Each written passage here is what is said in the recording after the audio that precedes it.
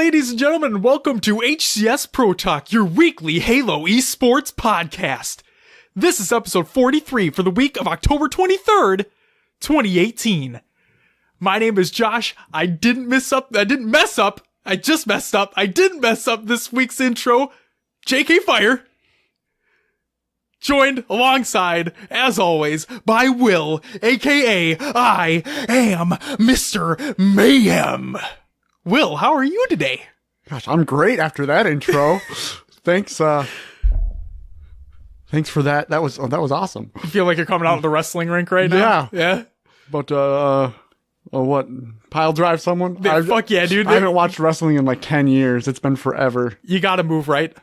I haven't watched it in a long ass fucking time either, but you know, it just sounded like an announcer with like the mic coming down. And in the next corner, I'm not doing it again. Yeah, how are you? Doing well. Got through the work day. It's Monday. We're here to talk some Halo esports. It's exciting. So you know what I was thinking? So I kind of want to do it for the next episode. I mean, I don't want copyright strikes or anything like that. It's just like a thing that like ran in my head. But with the news that we're going to briefly talk about in this episode, that's going to be our main topic for the next show. I kind of wanted the show opening, instead of our normal intro music, to be like, "Hello, darkness, my old friend." You know what I mean? Yep. Oh my god. It's not going to be fun to talk about. Stay tuned for later in the episode for next week's topic, which will be heavily discussed. Yes. We received some news this week. The hotly anticipated news that we've been waiting for months on end. It is not the news we wanted. It is not at all. But it's the news we got. It is. We're just going to have to deal with it. The show must go on. It must. And it will. But Will, before we get into all those fun shenanigans, what do we usually start the show off with? RosterMania! We always start with some RosterMania. So here we go.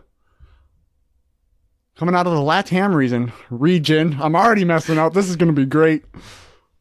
We have team CL, comma. That's what I'm going to go with. This includes ASM Zaron, Dualitat, Bullet, and Tapping Buttons. Next we have team some gibberish Noble. I don't know what. Some gibberish. It's like Jans Metis Ilkopo Noble. Close enough. We'll take it. There we go. This includes Atso, Drift, Magico, and Noble. Next we have team Tiki with Mirax, Skyline, Styler, and Undone with 2 E's. Next we have No Scope, which is, I'm going to go with Artie. Yeah. We have Ram Z H5, Sexy God, and Toxic L1. Next we have team Karamos PPS, which includes A Absolute, Burst Jr., In Disguises, K. I think it's Insidious. Wait, no. Indisius? Sure, Indisius. I added a G in there. Indisius, K. Two Sugar Daddy. It's the reason why it's your segment, not mine. Fuck if I know what these names are. And that's it. For team Heyday times 3, we have A79,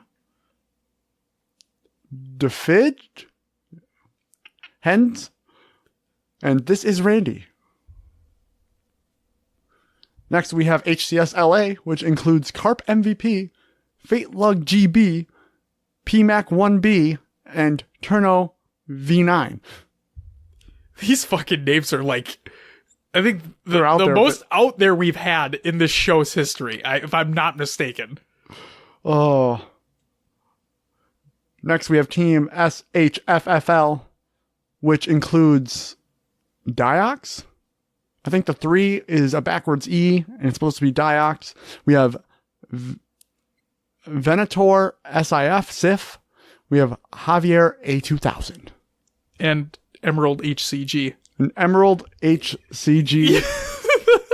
Apparently you don't exist in my mind because I skipped right over you. I'm sorry. Is it D-Box? Like, are both those combined to make a B? It could be D-Box because the 1 and the 3 do look like, like the B that's not connected. Yeah. And my question is the team name Shuffle? Shuffle?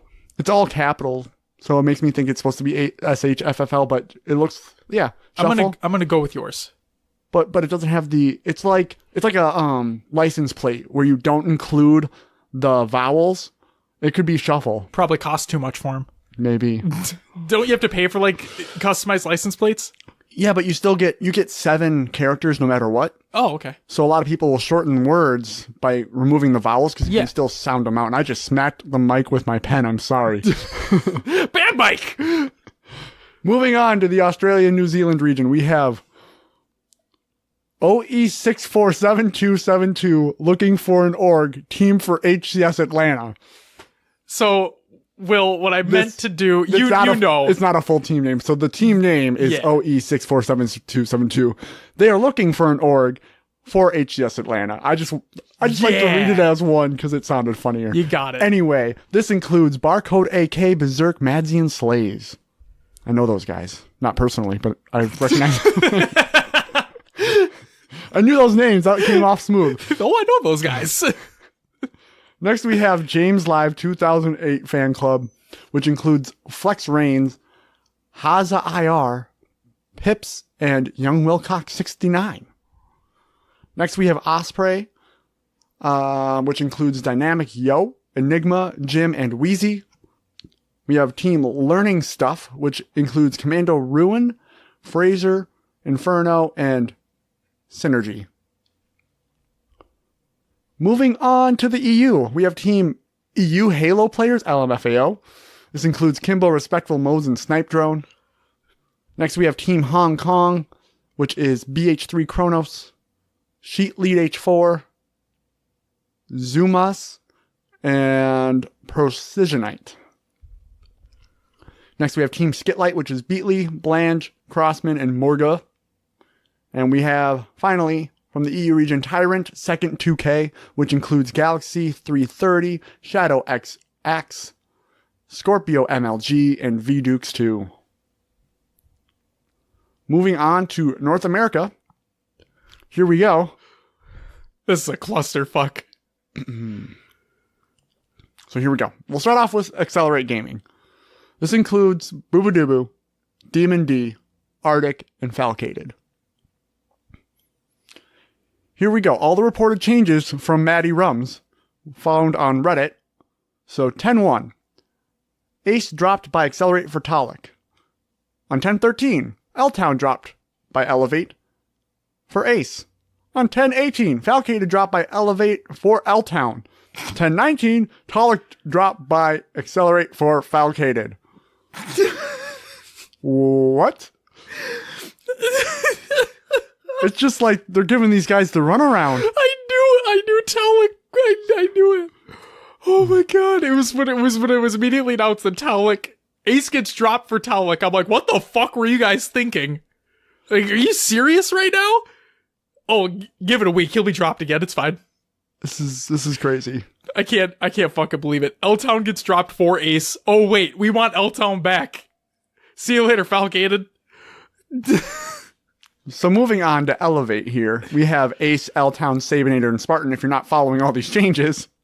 And then on Mentality, we have Envor, Jazero, Super CC evades, and this is where Talik ends up landing, is with Mentality. Exactly.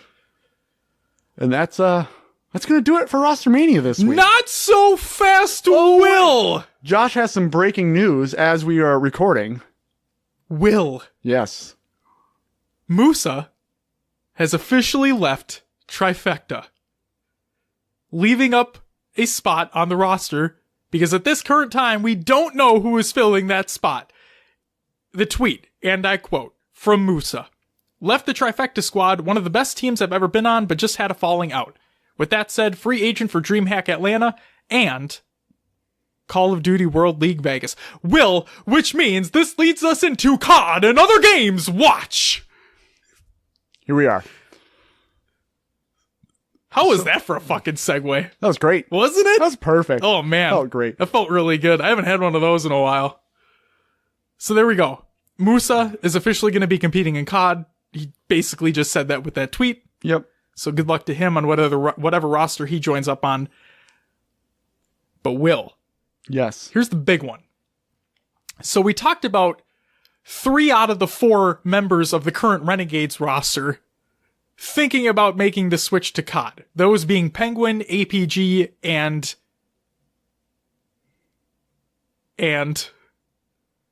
holy shit, why am I blanking out on him? So Mickwin. Jesus Christ, it took me so long to get there. I was like, whose name ends in an N? Like it's N something, and I just couldn't get there. And then thank you. Yes, no problem. I was in the same boat you were. So Penguin, APG, Mickwin.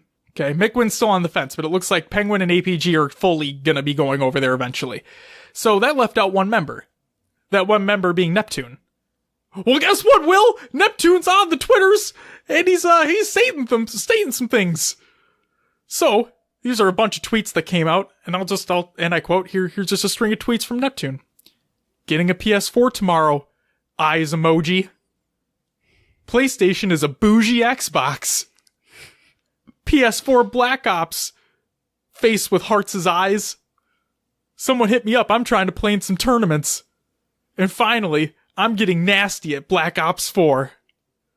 So he's clearly going to be making the switch too then. That's what it seems like. Yeah. And then I just put in here that this would then make all 4 members of the current Renegades roster looking to make the switch to COD. Do you think they'll stick together moving over? I don't see why not. I mean, if they already have the teamwork there for Halo. Yeah. Splice is doing it. Fuck it, why not? I would like to see some of these teams stick together, and it'd be the easiest transition. It would realistically, because you're going in then competing with people you already know. I think it would make teamwork a lot easier. It makes the dream work. It does. It does. Something we haven't talked about yet because we always thought these teams would compete in Halo and COD side by side. Oh. Now these teams are moving over, and from what we know, they're just going to be competing in COD. Right. Until something comes down the pipeline later. Right. Do you see these teams, without having to be in both leagues at the same time, being competitive in Call of Duty? Splice, yes. Splice, you think they can do it? Yeah. So for those who are listening to this episode and didn't know, because if you're not in the Discord, why the fuck are you not in the Discord? Every person I'm calling out right now, if you're not in the Discord, we have great community discussion. You should join it. It's free, and I love you. So do it. No, but seriously, for those who don't know, our Clutch interview is going to be later on. Right?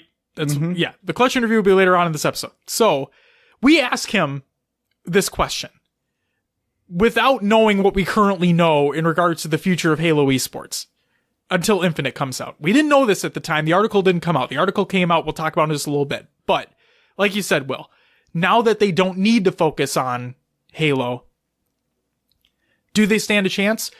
I think Splice absolutely does. I was watching Shotzi last night play in a Black Ops 4 tournament. It was him and Eco were on the same team in that tournament. It was S&D as usual, because that's all competitive COD is, which is fine. But they're taking, it's exactly what we basically talked about before. They're taking that movement that they've done so well with in Halo 5 and just making that transition. They're zip zap zoobity bopping around the fucking map. They're doing really well. It's good. We'll have to see what comes of it. We will. I mean, Shotzi, like they said, like Splice said, Shotzi cannot compete in COD until he's 18. Correct. Which will be in 2019. So he will make that transition to the Splice COD roster. Yep. I wonder eventually. How late it is in how we should look it up. Does he have a January birthday or something? Cause I mean, if you're waiting until July, yeah, the next COD's coming out in November, October, very November. Mm-hmm.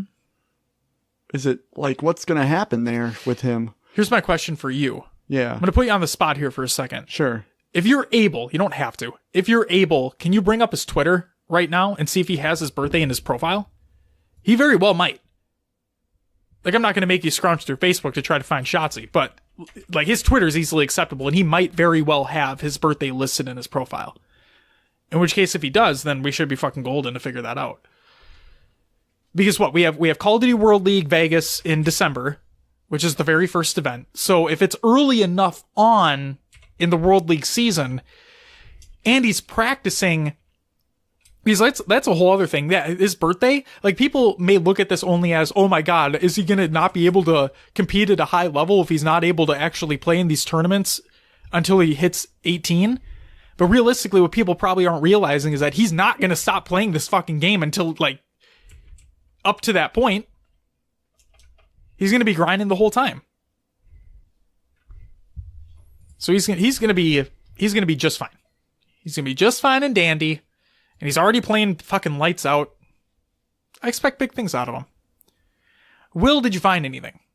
It just says that he joined in November of 2014. It doesn't have a birthday listed. Okay, we're going to say no. So we don't know. Not a big deal. Will, is there anything else you want to talk about the COD and other games? Watch. Nah. Then it's time for Will's Adventures Within the Haloverse! Did you write down RosterMania on your list? No, but I'm okay. All right. I'll find the timestamp later. I was going to call you out on it, and I'm like, I wonder if he's fucking that ballsy to be like, I fucking got this. Fuck you, Josh. You do. You're a master. I have a tell where I know where that snippet goes. Yeah, so I'll you're be a fine. master producer, dude. Anyway. Will, what have you been playing? Not Halo. Oh, fuck. Yeah, I feel a little bad, but I didn't jump back into any more Halo this week. It's okay. We've been playing otherwise. Black Ops 4. What? Just like everybody else. What's in the that world. game? It's a new Call of Duty game. Oh, World War II? No. Oh, Infinite Warfare. Kind of, but not as much crazy movement. All right, well. I've been going big on the Blackout mode, the Battle Royale. Yeah. Been trying to implement and learn new strategies and just keep up with the game. There's people that have been playing way more than I have, and it's crazy to see how much like the skill has improved from playing day one to now. That's good. That means the ceiling's high. Well, could be. I think there's... So when you talk about the Battle Royales, like with PUBG now, I think with this game, because of how many different aspects there are, I think the skill gap's lower, to be honest. Okay. I mean, really all you need at the end of a game is some concussion grenades, like a sensor dart, and the right perks equipped. And you can pretty much just spot everyone out and mow them down. It comes down Sad day. Yeah. I wish they would have relied more on that gunplay. But if you have the right equipment, I guess if you find the right equipment, that can win you a game too. So, but it is fun. I enjoy it. I'm constantly looking to get better myself. Good. Keep playing. With the news that we received, kind of like disheartened me from Halo a little bit, because that's what got me into Halo, was the competitive scene. So to see it kind of subsiding. So it's still there. It's just going to be minute. Sure. In an official capacity. Right. In an unofficial capacity, it'll be fine. Exactly. And that's what we cover a lot of anyway, so it's not a big deal. But it is disheartening. Well, what about you? What have you been playing? You haven't played anything else except Black Ops. Correct. Holy fucking shit. Well, guess what? I played Black Ops 4 as well. And I'm going to quickly hit on it because I already gave you the whole spiel. I also played Blackout. I played one match. It was a solo. I got 4th with 6 kills. And I played like a bitch the whole time. My heart was racing the whole time. Will I play solos again? No. Will I play squads? Yeah, maybe. It was fun. I had fun. Damn it, I had fun. That's what matters. Oh, it's fucking nerve-wracking as all hell, though. I tell you what. Holy shit. When I get like top 10, top like 15ish in a solo game, my heart gets going. Yeah, it was crazy. It was the same way in PUBG until I got like a couple solo wins, and then you're like, oh, okay, we're just. It's just another day in the office. Yeah, it's just like, I'm sure you gotta get the same feeling with Halo when you first pick it up. That first day, you start like playing those first matches, your heart gets racing a little bit. Yeah, yep. I get that feeling now. Like, I still get it when I play Halo. But it's like when I'm going up against like a really good team. Yeah. Like, I gotta really prove myself. Yeah. That's just it. Like every game feels like you have to prove yourself. Yep. I think that's what makes it so enticing. Hell yeah.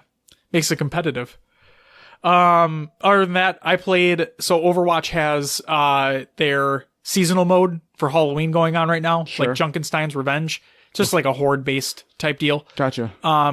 Pretty short though, which is nice. You're just able to get in, get out. And, I played one round of that to get my free loot box. Overwatch is still as good as always. And last but not least, I played more Forza Horizon 4. Just grinding out some events. That's really all I'm doing there. No Assassin's Creed Origins this week. We have Red Dead at the end of this week. So I probably won't be getting it. Really? No, not right away. So you're going to wait for the PC release. Maybe. The inevitable 2 or 3 year down the line PC release. Maybe. I don't know. I didn't play the first one. Really? And wow. Yeah, I was never enticed to. It's backwards compatible on the one. Not on the PlayStation, but it is on the one. Sure. Maybe I'll jump into it. I don't know. I've just never been. I'll loan it to you if you're interested. I have it. And the Undead Nightmare expansion was actually pretty fucking cool. If I find a lull in games to play, I'll let you know. Yeah, if you want a single player game to play, just let me know. I'll pitch over the disc to you. Sure. It's a great game. I don't like the horse riding in it. I think the horse riding's fucking trash in the first Red Dead Redemption. What makes it so bad? Oh, it's just fucking, you have to, it's not, I'm gonna get shit for this, I feel. Feel like I'm gonna get shit for this statement. It's not very intuitive. It just doesn't feel good. And like, when you're driving in Grand Theft Auto, or whatever, like that feels, it feels a lot better than fucking horse riding in Red Dead Redemption. Is it? The cars in Grand Theft Auto 4 felt better to drive than the horses feel to ride in Red Dead Redemption. And that's saying a lot. So what about the riding makes it feel that way though? Like, it's just too boaty, I guess you could say, too boat-like. And then also the worst part is the fucking stamina. There's stamina. So it's not like infinite sprint with No, the not horse. at all. You have to fucking pay attention to stamina. That would bug me. Yeah, it's fucking annoying.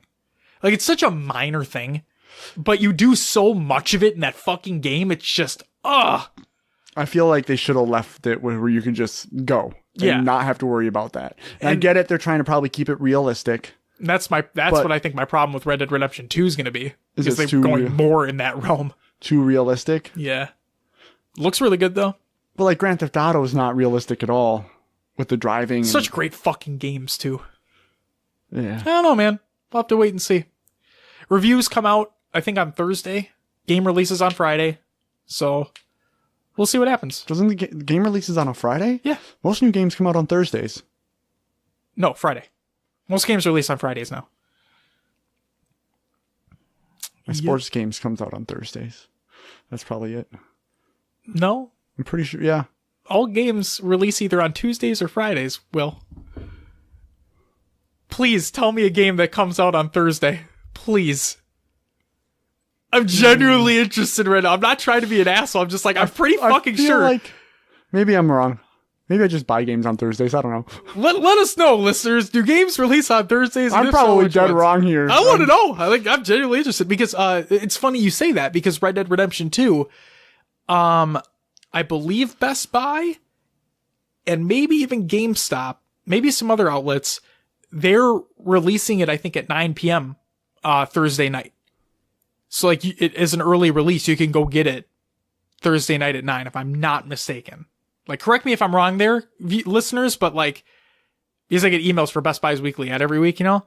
Sure. And I pulled it up. It said, store, releasing at this time. Come get it. And I'm like, oh, fucking, all right, cool. I mean, I have a digital on PlayStation, but yeah. Exciting stuff nonetheless. Video games be booming. It's that time of the season. Will, let's get into some news. First and foremost, the Master Chief Xbox avatar costume is available right now.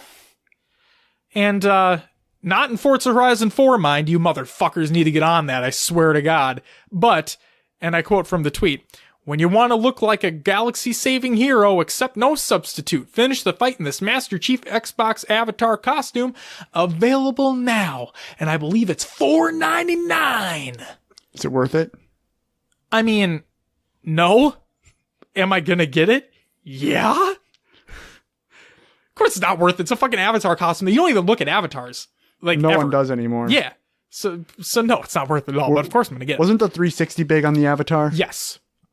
And you saw those all the time. Yeah. Like they'd be on your dashboard when you look at your friends, so on and so forth. I wonder why they subsided.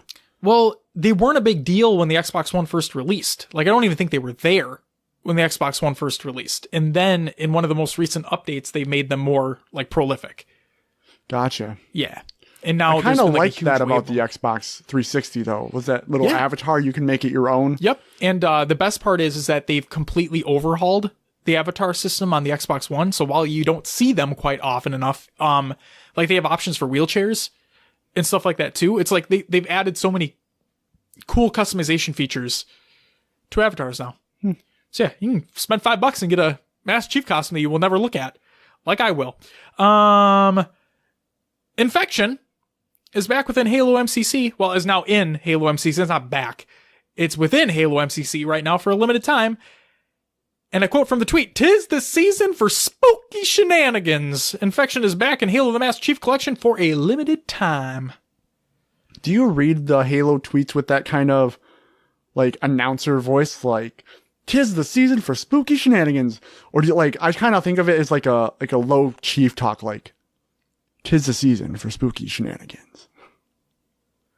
Infection is back in Halo." What? Never mind. Just keep going. I'm thinking like in your head, do you I scroll through Twitter. Yeah. Like that's what I do. I don't sit there and like fucking put a voice behind it. I read it, add it to bookmarks for the show, and move the fuck on with my life. That's what I do. What? I swear. You know what? I don't even think you're the one. Like, you're not the one person who does that. I bet tons of other people do that. It's just I love how you just came to me with that. Out of nowhere. It is one of those days today, Will. Oh, jeepers creepers. Okie dokie, artichokey. Are we ready to continue on? Let's keep going. Speaking of infection, Halo 5's infection mode has been updated with new maps, modes, and double XP. So there's a couple, there's a tweet and there is an article, and I'll try to quickly go through the big parts of this article. So for Halo 5 Guardians, the infection playlist in Halo 5 will receive a special Halloween treatment featuring new maps, 3 new modes, and double XP until the end of the month. Let's take a look at the additions right now. Castle Raid on Costello. Castle Raid is a brand new mode designed to add a new gameplay element to the standard infection experience. In the Storm the Castle mode, survivors must break into the infected's lair, steal a skull from a haunted casket, and then burn it in a pit of fire. Okay. An important thing to note is that every living person gets points if the skull is burned, so if you're going to want to work together when moving the skull, or else the infected might win. And in preparation for the infected's extreme camouflage, you've come well equipped with a COG assault rifle and a threat marker SMG to spot them. Our very own Randy355 and Blaze built this mode with the help of the community member and scripting expert Sniper C. Speed Demons on Viking. Based on the original Halo 3 mode, Speed Demons is a fast-paced variant of infection that often has you running and driving away from the infected as fast as possible. Survivals start with a battle rifle and shotgun, but can scavenge for weapons and vehicles around the map. Be careful though, these infected are extremely fast and are equipped with energy swords and grav hammers. Contingency on linear infection. Last but certainly not least, the community loves style of linear infection gameplay is making its first appearance in Halo matchmaking under the name Contingency. If you enjoy playing any of the Survive the Blank maps and modes, such as Survive the Underground, that are often in the custom game browser, this is the mode for you. Players will run from location to location as new rooms and pathways unlock around the map until they can make it and survive in the final zone.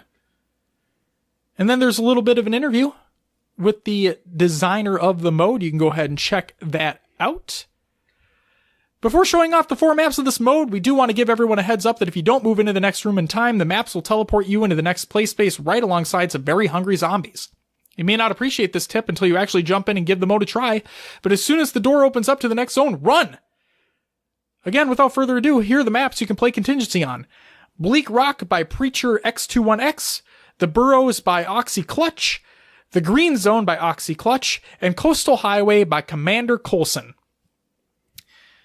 And we already talked briefly about Halo the Master Chief Collection, but there's a couple more pieces of information. If you didn't see the news yesterday, Infection has returned to MCC. It just feels so right to play your favorite zombie-inspired modes from Halo 3, Halo 4, and Halo 2 Anniversary in one spectacularly terrifying playlist. To celebrate its return from the dead, we're giving away this Flood Lobby nameplate if you play a match of Infection in the playlist between now and Halloween. As a heads up, the Infection nameplates will only start rolling out in early November, so just keep in mind that patience is a virtue, and we'll get the nameplate to you in due time. So if you're in the mood for some Infection, it's available in all the Halo games. Go play it. Here's a community spotlight for October 18th, 2018. So we have our community creations segment near the end of the show. We can't hold a candle to this. I should do better, Will. I need to do better. But check out this article. There's a lot of fucking cool shit in there.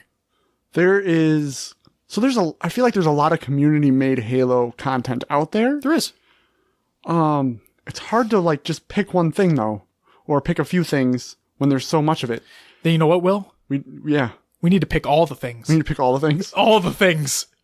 I would also I wish we had a bigger community outreach, because then we could have, I wish there was, a submission system, and we could, have actual contests and awards, which would be amazing, but that might be something down the pipeline. It will be something down the pipeline. Oh, Josh likes the idea. Okay. I love the idea. Perfect. I think the listeners will love the idea as well. We're going to make it happen. Next up, the MCC Insider Update. There's a tweet. I'll read it. If you own a digital copy of MCC and or were a part of the original MCC Insider program, download the latest Insider build to help test and share feedback on the new match composer. So there was a play date. There was an Insider play date last weekend. There's one coming up, October 26th through the 28th, 10 a.m. Pacific Standard Time, Pacific Daylight Time to 1 p.m. Pacific Daylight Time, and then another one 6 p.m. PDT to 9 p.m. PDT. Check them out. You can check out the new settings and all that fun stuff for controllers. It'll be a good time. And the last piece of regular news, the Installation 01 weekly update is included in the show notes in the Google Doc. You can check it out, have some fun, read up on the community mod good stuffs. Will. Yes, sir. Time for some competitive news. First up, roster deadline. The pros roster lock deadline for HCS Atlanta is today, the day we're recording this. So by the time you're listening, guess what? It's already over. So hopefully the pro teams got their rosters in. Groups will be drawn live on October 30th at 4 p.m. PST. Will, you have a statement? Trifecta. Lost someone today. They need someone by today to fill in. I bet they're scrambling right now. It's a really good point. I didn't even fucking think about that. Well, good luck to him. Musa, he gone. He gone. We have no idea who's going to be in that spot. We'll just have to wait and see. Okay. Will, this is it. The big one. No. So, we're going to read through the article. Okay. We're going to discuss a little bit. But this will be our main topic for next week's show. We have a lot to pack into this one. We want to give the listeners, the people out there, time to digest this information. We can come up with a good community discussion. We'll bring it to the table next week. But we finally got information that we've been waiting for in regards to the future of the HCS. This is from 343. And here we go. And I quote, with HCS 2018 season finals at DreamHack Atlanta rapidly approaching, we know many folks across the competitive community have questions regarding what's next for the HCS and what they can expect from Halo esports going forward. So today, we'd like to share some important esports updates around Halo 5, MCC, and more, and we'll have more to share at DreamHack Atlanta and beyond. Halo 5 esports. After 3 years of tournaments, unbelievable moments and matches, and more than $6 million awarded, the HCS Finals 2018 at DreamHack Atlanta will be the final, official Halo 5 esports tournament for the Halo Championship Series, though competitive Halo will continue on in brand new ways. More on that below. We're so thankful to all the amazing players, teams, and fans that have invested so much in supporting Halo 5 competitions to help us continue the growth of Halo esports together. While we'll all finally reflect on so many incredible Halo 5 HCS memories, we're also excited as we look forward to an even brighter future. What's next? Esports and supporting the competitive Halo community continues to be an important focus for the studio, and there will still be events and activities for competitive players to participate in beyond Halo 5. With MCC receiving improvements and new features, and Halo Infinite in development, we are excited to seize an opportunity to lay the foundation for the entire competitive scene to build up from there and support the community as it grows. From official grassroots programming and events to the ongoing Microsoft Store tournaments, we will continue to explore new opportunities and initiatives for the coming year. As competitive Halo morphs and evolves, we're mindful of our guidelines and our priorities for the pillars we want to be reflected in the Halo Championship Series. We want to continue to be open to and accessible for all players. We want to continue to communicate openly about our plans for the future of Halo esports, and we want Halo esports to be successful for those that invest in it. Grassroots. Later this year, we're kicking off a program to support grassroots tournaments and content creators across all Halo titles, and we'll have full details to share at DreamHack Atlanta. We believe that Halo esports is only as successful as the community and foundation it's built upon, and investing in grassroots is an important part of setting that foundation for the future. Stay tuned. We're excited to share more information next month, including how you can get involved to play, watch, and apply. Halo the Master Chief Collection.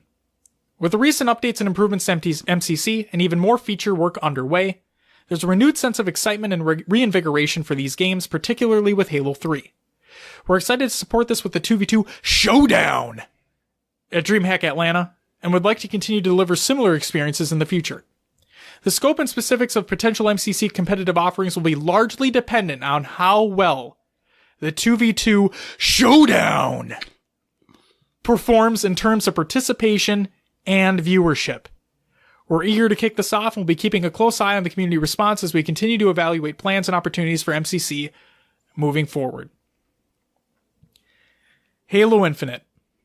As we look further ahead, we know there's a lot of anticipation surrounding Halo Infinite. We're not ready to pull the curtain back just yet, but the Halo esports team has been working closely with the development team to represent the wants and needs of the ever-evolving esports community in terms of gameplay, features, viewership, and more. Halo 5, both as a game and esport, has evolved a great deal over the years with new maps and game types, spectator and observer modes, local server, and more, and we've learned a tremendous amount along the way. We're excited to carry our learnings and industry learnings forward in Halo Infinite in a more integrated way than ever before here at 343.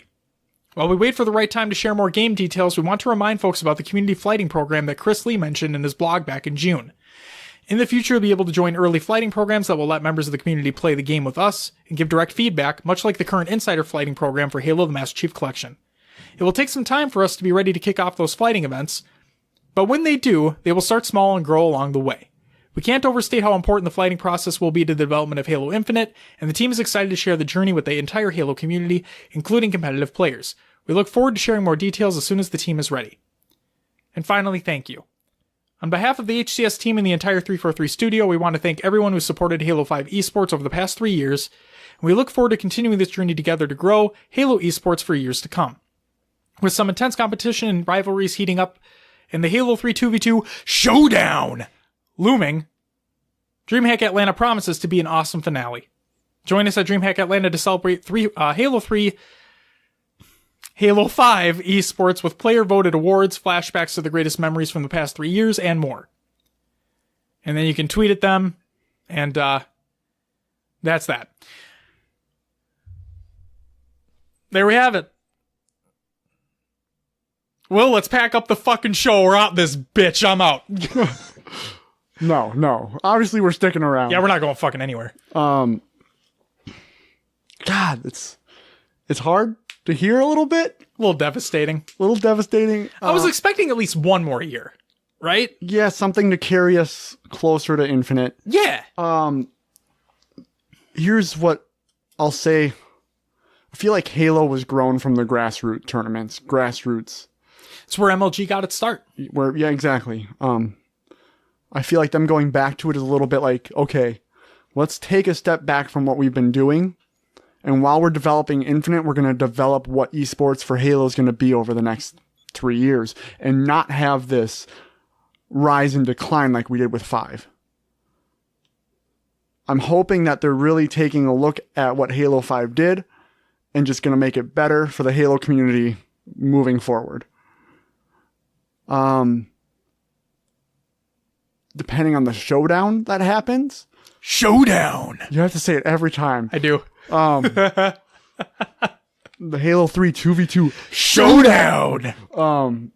So if that does well, and I'm curious. So I've always thought the old style of gameplay would be too slow for me competitive wise to watch it in a stream. So I don't watch it often. But I'm curious to see if this style of tournament where we are seeing some old pros come back in, I believe, and that high level of competition will still keep me drawn in. I just hope that this means there's better things in the future. That's where I'm going to leave it at for today. So when that article released, you and I were watching Harry Potter and, was it The Prisoner of Azkaban at that time? Yes, sir. Okay.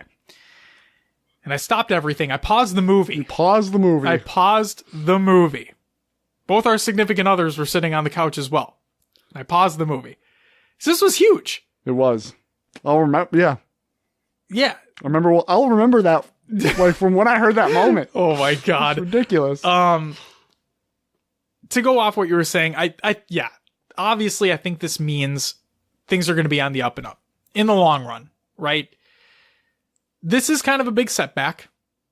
But like I told people before, and like you just said earlier, we're not going anywhere, right? Like the show was built upon those smaller tournaments, the community made ones, the ones that like are trying to get their voices heard, I guess you could say. Mm-hmm.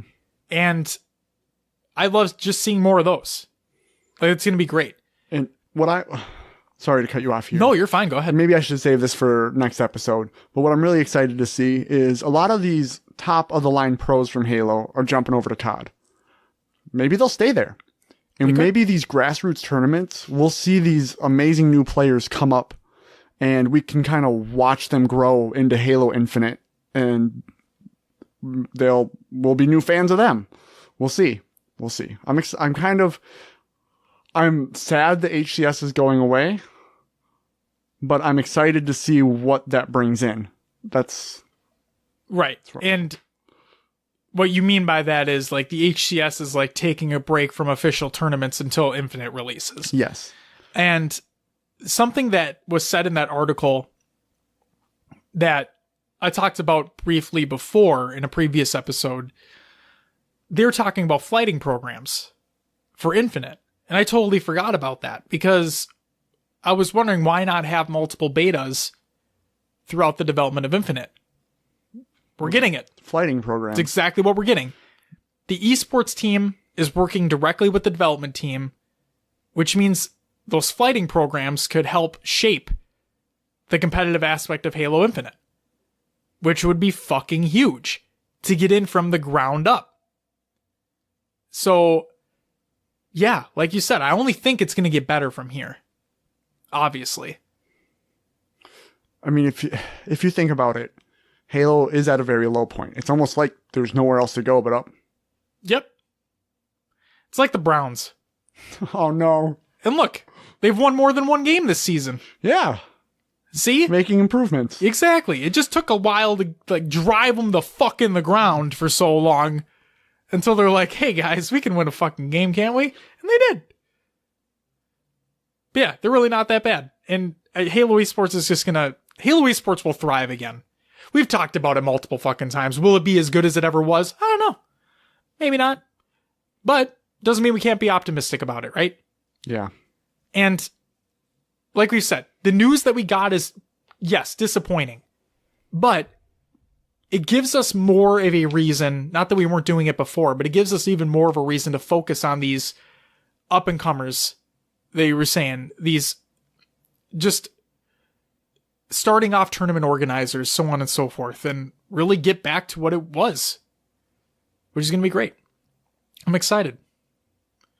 And we'll have plenty more to talk about next week and further weeks beyond when we get more and more information. And they even said more info is coming at DreamHack as to what those what they're going to be doing for those grassroots tournament organizers. Yeah, and they said they're going to be supporting community creators. Yep. Which is awesome. Time to see what that means. Hopefully we have all of that information at DreamHack and not this. They said in the article that we want to be more upfront with people, so on and so forth. It's like, okay, this article, great start, right? DreamHack is going to be where you bring it all home. Right. Explain everything you're doing. That's your last Halo 5 bet. You got to tell us everything at that point. Yep. And I'm guessing we won't get that information till Championship Sunday because that's when their higher viewership is. That's when most people will be watching. But still, we need it then. Yep. So before we move on, and I'm sorry to take up more time, Natana, my wife, obviously, we went on a walk yesterday. And we just got to talking about competitive Halo because she's interested in it as well. And she goes, when's the next tournament? Because we plan a vacation every year. Mm-hmm. And she's like, well, when's the next tournament? And I'm like, well, that's really funny you say that. Because DreamHack Atlanta is the last Halo 5 tournament. She's like, oh, really? I'm like, yeah, it's the last one. Well, when is it? Mid-November. Yeah. Oh, shit. And I'm like, yeah, so while I won't be going to Atlanta, I did take that Friday off. Because like I'm thinking to myself, you know what? It's the last one. If I can't even go, I might as well be there for the whole thing, to watch the whole thing. Get as much information for the show as I possibly can. Yeah, for sure. Yeah. And I'm not talking about going worlds deep because that was like too much. We've asked and people have said it was too much. Well, hey, at least we could say we did it. We did a deep dive on like every series. Every single series. Yeah, it was fucking crazy, man. It was. Yeah, I think Atlanta will be one to remember for sure. Everyone's going to be out there. Everyone's going to be talking about it. It's the last one. You're going to have those bittersweet memories, you know. And they even said they're going to be showing off some of those old memories from the past 3 years. So yeah, I'm excited to watch the event. It's going to be a good time. Hopefully, I want Golden Boy to be there in person, but a cardboard cutout would be pretty fucking funny too if that happens. I bet he'll be. I just hope they bring everybody in, bring Onset and Lottie over. Yep. Wonder Boy, Gaskin. Yep. Get Clutch in there. Clutch is going to be there. Yep. Yeah. Well, get everybody. Everybody. Bring back T2. Yes. It won't happen, but bring them back. Bring them back, damn it, for the last one, please. Hashtag free T2.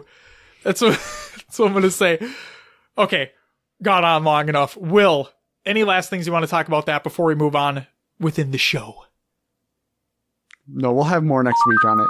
Then, Will, it's time for you to talk about some Scrims. Okay. We have some Scrims from this week, and my pen just died, so I can't write down the timestamp. Give me a second, Josh. Do do do do do do do do do do do do do. Okay, on Thursday, October 18th, we had Tox go up against Renegades. Series score was 3-2 going to Tox.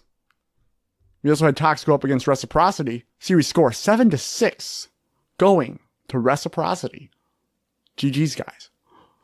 Next, we had Accelerate go up against Elevate. Series score 3-2 Accelerate. Then we had Accelerate versus Commonly's team. Series score 8-4 Accelerate. A lot of scrims on Thursday. On Friday, October 19th, we had Accelerate go up against Elevate again. Series score was 6-2 Elevate. Stats are as followed. Accelerate had 3 more kills. Elevate had 18 more assists. Accelerate had 2 less deaths. Elevate had 5 more power kills. Accelerate had 19 more precision kills. And Accelerate also had 6 more Magnum kills. Elevate won all of their games pretty much handily score-wise, except for a nail-biting 149-148 all-ball game that they won as well. Accelerate were just not able to close out games there, even though they had a basically better score line. I mean, stat line. Sure. So good on Elevate for closing those games out. And I believe that's all we have for Scrims this week. Time for some tournaments and the recaps that we talk about. First up is the LFTG 4v4 Halo 5 tournament recap. First place went to Optic Gaming, but not the Optic Gaming that you're thinking of, Will, because they're gone from Halo. This was just a fucking team that just took the name. This consisted of Eli Elite, Furious Mitten, Guitar Hero Dude, and Silence. Second place went to Vader's Flock, consisting of Neptune, yes, that Neptune, Pleasing Sticks, Prans, and Scariotic, yes, that's Scariotic.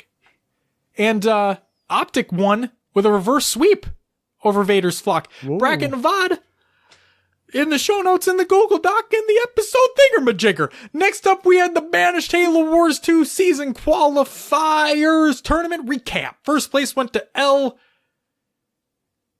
Hetchazero. I'm gonna fucking butcher that name. And second place went to Happy Joey 752471. Bracket and VOD will be included as well. Then we had the UGC Halo 3 2v2 Showdown. Qualifier number 2 results. First place went to Fear Tusk, consisting of Fear and Tusk. Second place going to Self-Proclaimed. This is their second place finishing in a row, consisting of Evader and Gun Type. Bracket will be included. Fear and Tusk 1-3-2. It was another close Game 5 series. Another heartbreaking loss for Self-Proclaimed. Poor guys. We'll see if they're able to close it out, though, next week. Because there's one every week leading up into DreamHack. So, good stuff. Then, Will, we had the AGLA, the American Griffball League of America, weekly results. You want to take the first game there? All right. On Monday, October 15th, Bomb Squad went up against Corrupt. Game 1 was 5-1 Bomb Squad. Game 2, 5-1 Bomb Squad for a series score of 2-0 going to Bomb Squad. You want me to keep going or you take it? Yeah, go ahead. Okay. On Wednesday, October 17th, Bomb Squad went up against NSFW. Game 1 was 5-3 Bomb Squad. Game 2, 5-1 Bomb Squad for another 2-0 Bomb Squad series. We'll just take the last one. And on Thursday, October 18th, NSFW went up against Notorious. Game 1, 5-0 NSFW. Game 2, 5-3 NSFW for a series score of 2-0 going to NSFW. Stats will be included in the show notes. Will, guess what we got this week? What's that? We have an American Griffball League of America weekly update from American Griffball League of America. Oh my god. Yes.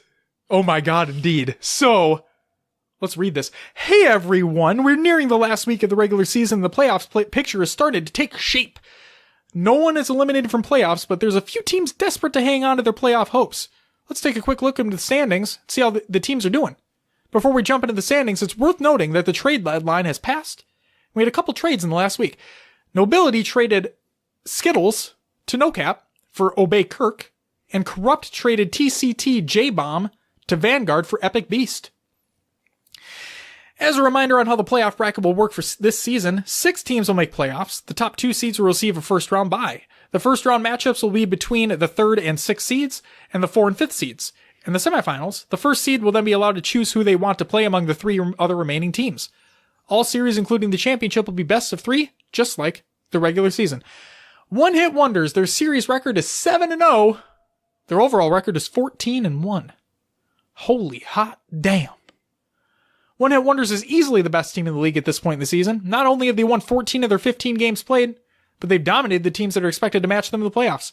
The only other teams that is cruising into playoffs is NoCap, and they took them down in 2 games, giving up only 2 goals. NSFW, who started out with a 3-0 start, have since slowed down to a 0.5 record, and a couple 5-0 losses to One Hit Wonders was a clear statement on where they each stood in the power rankings. Last 2 series for One Hit Wonders are against the 0-3 Nobility and the 2-2 Vanguard. NoCap, series record 4-1, overall record 8-2. NoCap is the only other team in the league besides One Hit Wonders who has a clear path to playoffs in front of them. At a 4-1 record, they will be clinching their seed any day now. but you have to look at the losses to one-hit wonders as a red flag.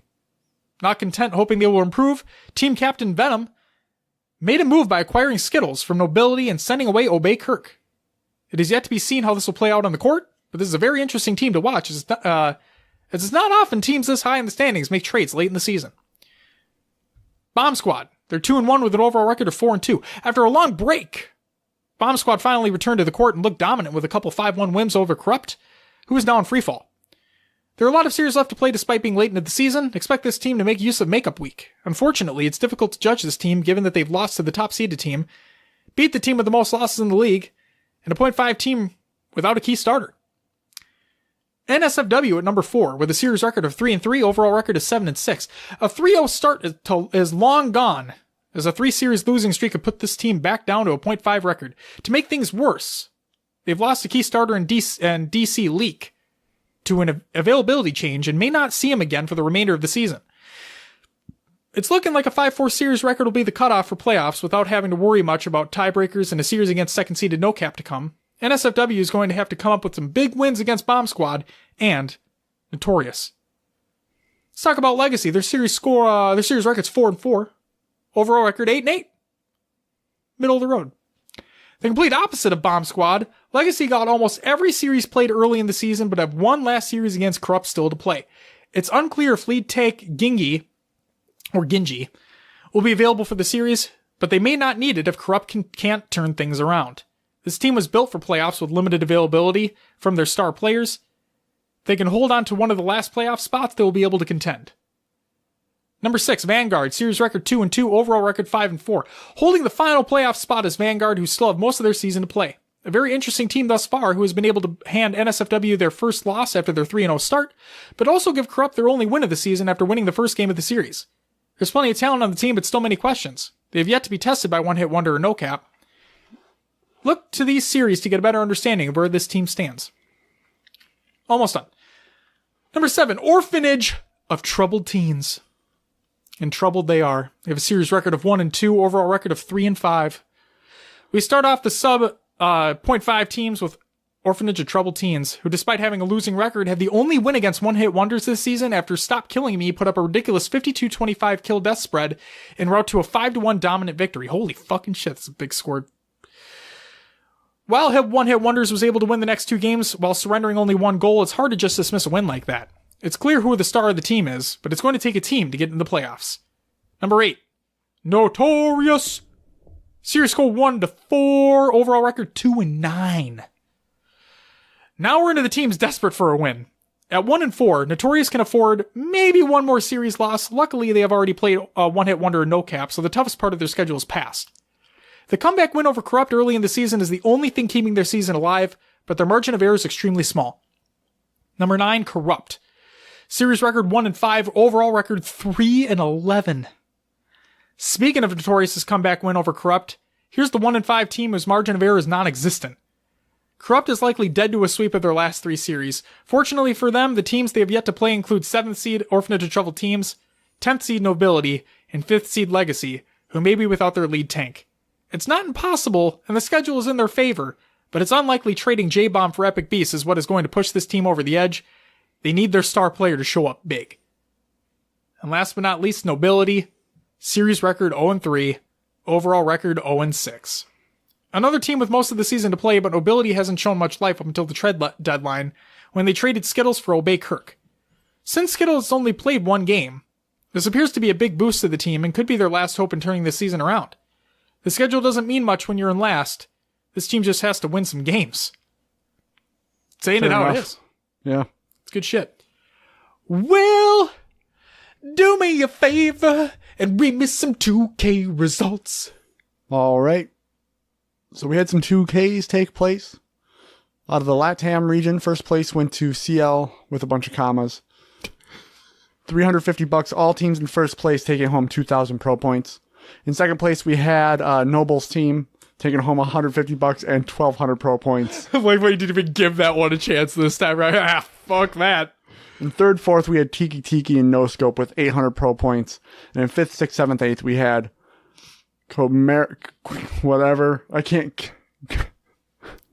Quermos PPS, Heyday, HCS LA, and Shuffle with 600 pro points. All right, out of the Australia, New Zealand region, first place went to OE647272, taking home $500. Second place went to James Live 2008 Fan Club, taking home $250. And in third, fourth, we had Osprey Gaming and Learning Stuff. Out of EU, first place went to EU Halo Players LMFAO, taking home $750. Second place went to Mocket, taking home $250. Third, fourth was Hong Kong and Skit Light. And in fifth was Tyrant, second, 2K. Only 5 teams competed.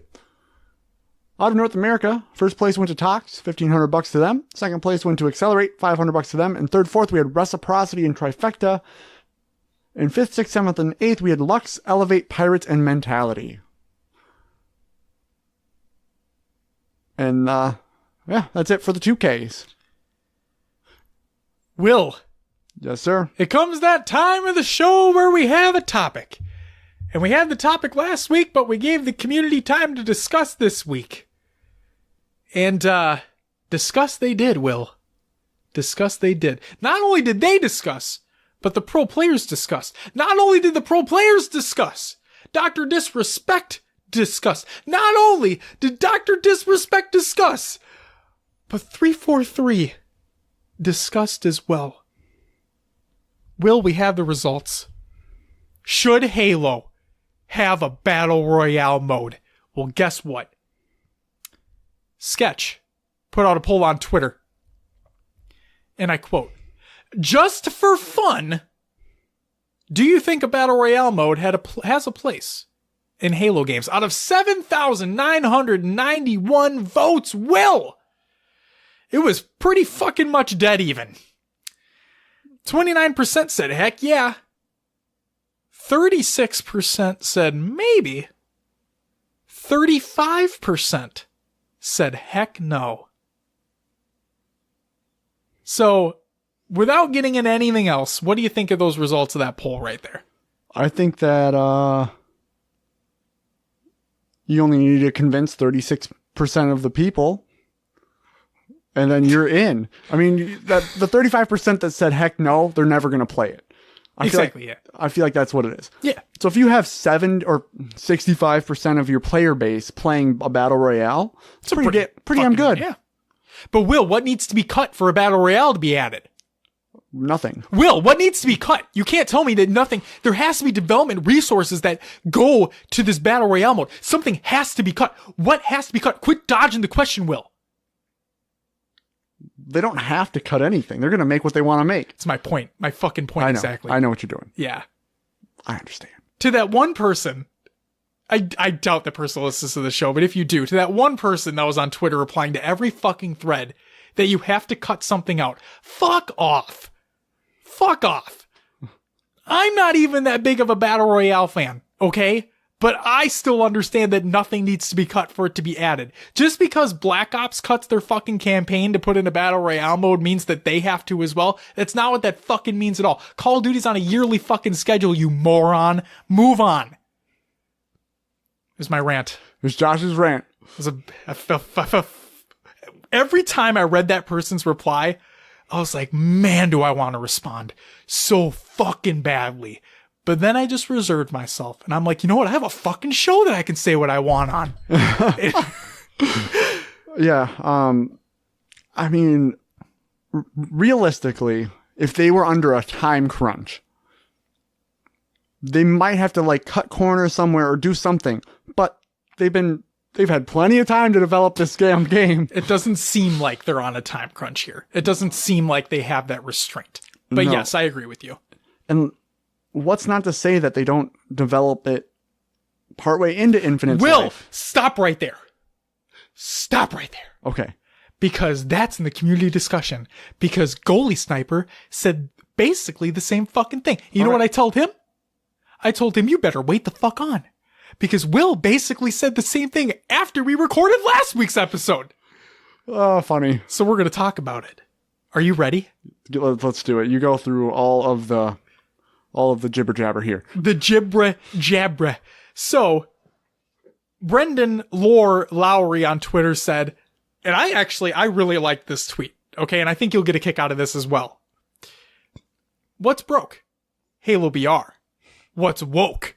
Halo Gambit. Halo's balanced nature would solve practically all the problems with how Gambit works in Destiny 2. Hunters and Knights would be the perfect blockers, and Phantoms, Flood Juggernauts, and Warden Eternal could be great primevals. Sure. How fucking dope would that be? I love it. Brendan, you're bringing another scenario to the table. I like that. To that one motherfucker out there who is like, what needs to be cut in order for this to happen? You're not bringing anything to the goddamn table. Brendan Lore Lowry's bringing something to the table. You gotta bring stuff to the table. So, great idea. So there's a clip from Dr. Disrespect. I saw it. I'm sorry I didn't include it. My bad. Couldn't find it. But, I mean, I watched it on Twitter, but I couldn't find the direct link to the clip. So that's on me. But he said he wants one. He's very surprised that 343 came out with the statement of the only BR that we're focused on is the battle rifle. Because, yeah, he was just talking about how it'd probably sell fucking gangbusters. But yeah, that was not a direct quote. That's just taking what he said in context here. Anything you want to talk about with the man, the Dr. Disrespect? He also mentioned that, the community outcries that they're constantly chasing trends, but this is a trend to chase. They feel, BR is a trend to chase, but if it's going to sell you games, it's going to sell you games. It's going to sell you the games. It's going to make you the bucks. It's going to do the things. And, I don't know. I'll leave it where it is. We've talked about it ad nauseum. There's so much that goes into this, but yeah. So, Snipe Down, you might know of him. He's like a professional Halo player. He had some thoughts as well. This is from his tweeters. And I quote, Halo needs a Battle Royale type game mode. It probably has the best lore to go along with it. I know chasing trends is something that has been publicly stated Halo is against, but BR is a model, not something like Sprint or Clamber. Imagine dropping from a Pelican in an ODST pod as a Marine, and there are different tiered Spartan armors around the map, aka Mark 4, 5, and 6, that either give you an ability or just higher damage modifiers. Literally so many cool options you could tinker with. I need to clarify this would be a great addition to the multiplayer campaign that Halo has followed for a long time. It appeals to a mass of people. Halo is coming to PC, and the lore doesn't need to follow specifics, just incite nostalgia from any generation of Halo gamer. He basically just said it there. It doesn't need to take away from the regular multiplayer and campaign that Halo is known for. It can just be an addition. Anything you want to talk about for Snipe Down before I move on? Will? No, you kind of hit it on the head where I'm coming from. Perfect. So we got some Discord discussion for you.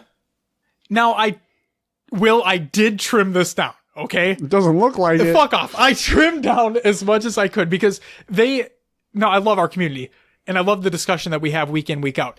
They get into talk about like weapons and whatnot that they think would work, whether or not the sniper would work, vehicles, so on and so forth. For those listening and for those in the Discord that contributed to this discussion, I'm sorry that I'm not including that stuff in there, but I tried to get the points that you guys hit on whether or not it should have one, not what would be included if it did have one, right? That makes sense? So, Life, not Leaf, but Life, I'm pretty fucking sure I'm getting that correct now, states strongly against BR in Halo 1 for one simple reason. Halo has spent their last 2 games chasing trends and being a follower. It's time for Halo to go back to being the franchise that sets the trend. Show me something that's going to make these other games copy Halo again. There we go with the chasing trends notion, right?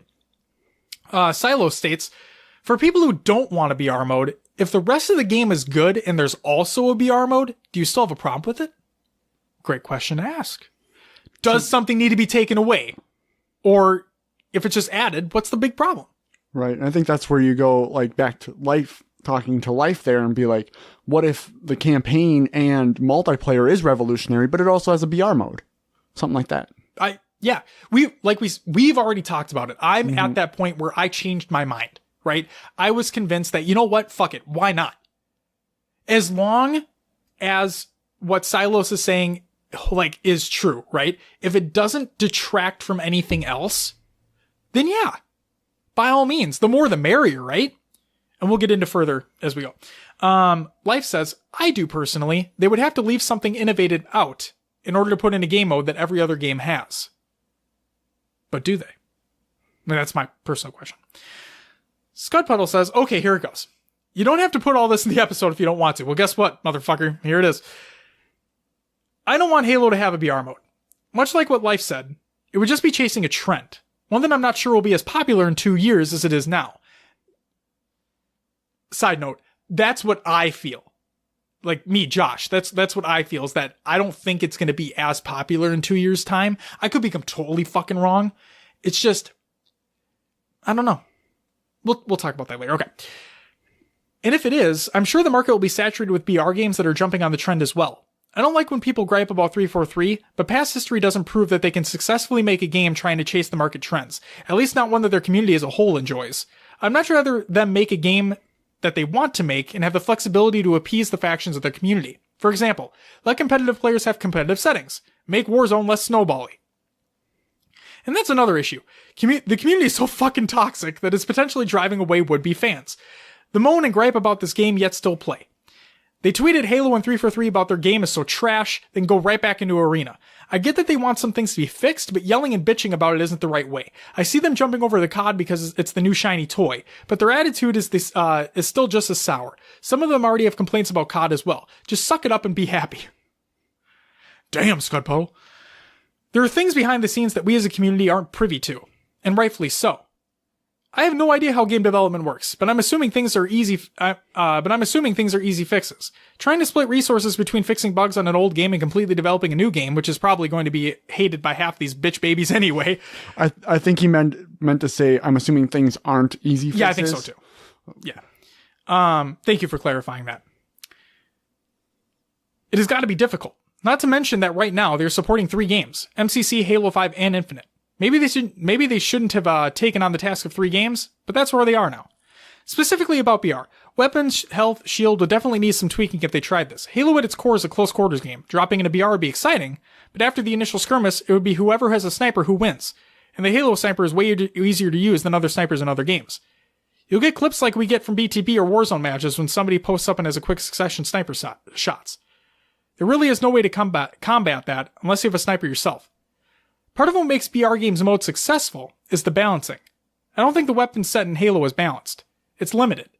And even the variants that they have introduced throw that balance out of whack even more. For example, Super Fiesta. Love it, but a few weapons control the match.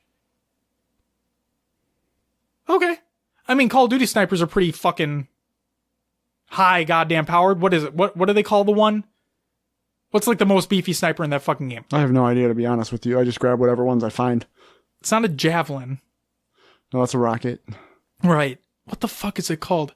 They have like the Outlaw, which isn't the beefiest. There's a few, there's a 50 cal sniper. Does it start with a W?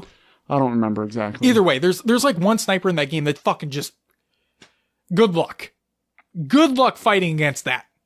You get if somebody body shots you with BR, you're fucking like, damn, you're dead. But that's where, yes, someone who gets a sniper could be dominant, but that's where maybe you only put 1 or 2 snipers on the map that drop in crates that people have to risk their lives going for. Sure, and when people talk about all these things in Halo that wouldn't work in BR, there are ways to make it work. Yeah, to either like tune them down or, go around it. Maybe not. I know sniping is huge in BRs right now, but maybe that's what makes Halo different. Maybe it's not. Maybe there's more close quarters and there are really no snipers. That would be hard to do with the sniper being such a Halo staple. But we also at this point in time have no idea what Infinite is. Right. We have no idea what the weapon set's going to be. We have no idea what the vehicle set's going to be. We could speculate for years. We know there's a Warthog. True. And we know there's Master Chief and Marines and a Halo ring. But regardless, it's right. Yeah. Getting into the minute details about specific weapons and whatnot, we can't really speculate on that because we literally don't have any information on that at this point in time. So maybe when once we get that information, then we can revisit that part of the topic and determine what may not work, what may work, so on and so forth. Sure. Okay. All right. Lanky Sasquatch replied with, Scud Puddle, you're right on with the amount of tweaking that would be needed to make BR enjoyable and sustainable. I would think the rework to make a BR mode viable would make the mode feel and play completely different from the core game. Sounds like a pain for development and for players wanting to dip in and out of traditional versus BR multiplayer. I'd prefer they put those resources to different creative multiplayer modes. Not just a Fiesta-style mode where it's a randomized version of a base mode, but not fleshed out ideas here. Like a Predator mode where it's 8 to 16 players with two-ish hunters in perma-camo. They only get pistols or other toned-down weapons and they lose the camo temporarily when firing. Okay. Or a Trader mode, where each team has one Trader, they're technically on a team and can see each other. 1 life per round.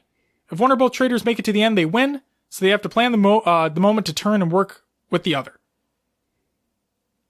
Okay. Maybe they catch fire and become the new BR mode. Who knows? Something new and different that isn't the standard Slayer objective base we've played the last decade. Maybe, probably, a new mode that's way different will flop, but it'll bring something new to the table. Unfortunately, big games don't like doing that, but a man can dream. Silos replies with, I have written 5 responses, but keep getting lost in the topic due to the nature of Discord. I may have to tackle this when I get home from work. I'll pose this thought, and then come back and talk more about different people's posts. I have been somebody who has been disappointed with most changes Halo has made. The thought that they will finally build a mode that is completely separate from the game I want to play sounds like a glimmer of hope that the core experience I want will finally resemble something close to the game I want to play. I would rather have a BR mode that's completely separate alongside incredible core 2v2, free-for-all, and 4v4 modes than have a lot of innovation and consistency across all game modes, but I have to deal with all this extra fluff that deteriorates my experience because the sniper needs to be balanced in several game modes, player sizes, map sizes, etc.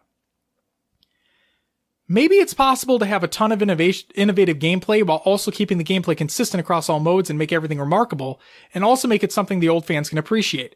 But that's rare, and I doubt we'll see that in a heavily market-tested game.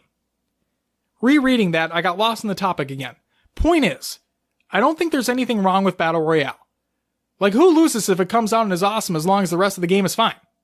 Let's be real. Halo Infinite will have the craziest Forge by far, and you'll be able to build your own innovation from that. The proposed Battle Royale mode is already possible throughout Forge. I'll probably be able to create most of the Halo I want with Forge. In Halo 5, 343 already showed they're happy to leverage Forge for massive game modes with VTB. There's no reason Infinite can't be the same way. We just need the base shooting and gameplay to be good alongside all these potential BR modes and innovation, and frankly, I'm more scared of the base gameplay than I am any new features or game modes. Lanky Sasquatch replies with, Will has it spot on. Halo needs to release BR yesterday if they were to do it. The market will continually overcrowd and the community will move on. If they release in 2020, they will hopefully have a powerhouse Forge to appease BR folk, as well as have a mode to cash in on whatever the craze is at the time. Halo proper gives us our Halo fix, and Forge modes can satisfy all the other factions of fans. Do you think people can make a competitive BR mode, or just a BR mode in general in Forge, Will? Do you think it's possible?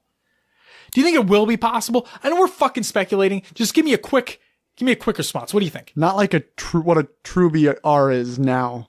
I mean, I don't know how you do like the drop in, flying over, getting to pick your own spot. Halo's a lot of like, computer puts you here, right? This is where you spawn. Sure, you might, I don't know, like, are you able to spawn without a weapon? There's no way to pick up like armor or shield. Like they can have camos retimed on the map and maybe it's only once. How do you have enclosing map? You know what I'm saying? Like a shrinking zone or something like that. Halo 1, you started without a gun. You had to go get the pistol from Captain Keyes. You did. Yep. It can be done. It can be done. The dropping in, though, I have no idea. Yeah. And what's to say, like, Forge, again, we're speculating. What's to say that Forge and Infinite isn't going to be like the fucking tits, you know? Sure. It could be anything. You never know. But yeah, I guess we'll just have to wait and see. High Tech Redneck states, at first I was 100% against the BR mode in Halo, but I remember Hitch and Maniac talking about it on a podcast a while back, and some of the stuff they were brainstorming sounded pretty cool. I'm still pretty against it though. One reason is just because I suck at BR games, but another that I hadn't really thought about until playing Black Ops 4 is that with the population in Halo being so low, although hopefully this will change with Infinite, it will. I'm afraid adding another mode, especially one that requires 50 to 100 players per game, would spread the population too thin. I've definitely noticed it's hard to find games in Call of Duty FFA late at night, and I'm sure that's probably because a good chunk of players are playing Blackout.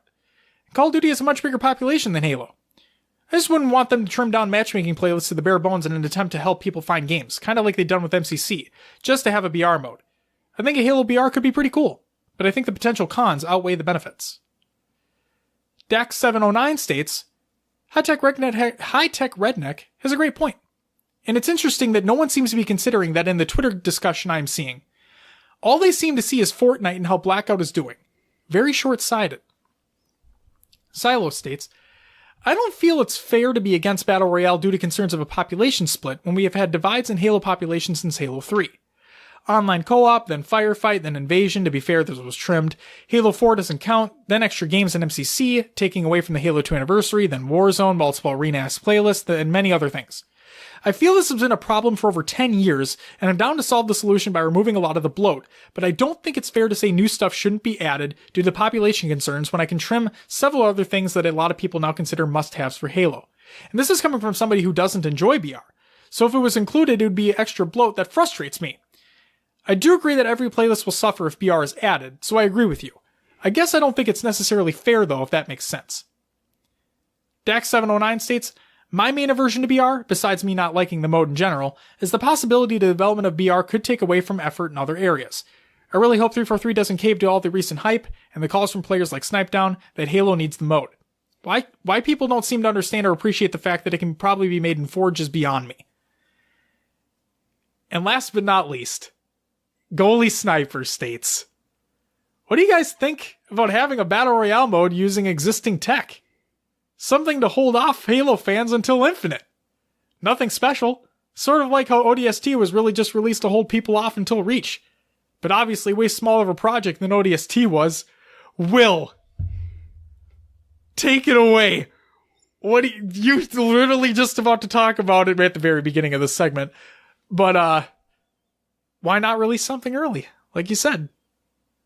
Yeah, I mean they could release a BR mode, just like I said, like I was going to say, separate from the game, just to appease people. Goalie Sniper hit it on the head there. It's what we talked about that after our last show. Release it early just to hold people over. But with including it within Infinite, I'm on the side of if it has it and it doesn't take away from anything else, then what's the problem? But so let's again, if we dive into the timeline, yes, I think BR is at its prime right now. Yes. Think about it. H1Z1 came out, built some hype. We then had PUBG. That's kind of when it started to spike. Then we had Fortnite, which overtook the world. COD's overtaking. Right. Well, Fortnite. I think Fortnite's always going to be on top for a little bit. COD is reaching those levels. And then you have all the other people coming into play who aren't really able to hold a candle to them. Yep, but they are like people have said, they're saturating the market. You have what is it, Ring of Elysium? You can snowboard in that game though. Yeah, there's dope as shit. There's like the comic one with the still haven't fucking played it yet. No. Yeah, the top down one. Yep. So from Side Night and Happiness. That's it. So let's see, if Halo releases fall of 2019, just speculating. Sure. If I don't think it's going to happen, but if they were to come out in 2019, yeah, they might be at the end of the BR. Like, do you think BR, like, do I think it will continue to be as big as it is? No. But here's my thought process. Fortnite, so I'm going to come from my perspective here. Sure. I played Fortnite when it first came out. I played it a lot. I really started to get tired of it. COD came out, reinvigorated my interest. And this is the same trend. PUBG I spent about a year on. Fortnite came out. Oh, Fortnite, sweet. This is better. I never went back to PUBG. Played Fortnite. COD comes out. I haven't touched Fortnite since COD's come out. Yeah. COD gets at that end of the year life cycle. Shit. Halo, BR. Something to...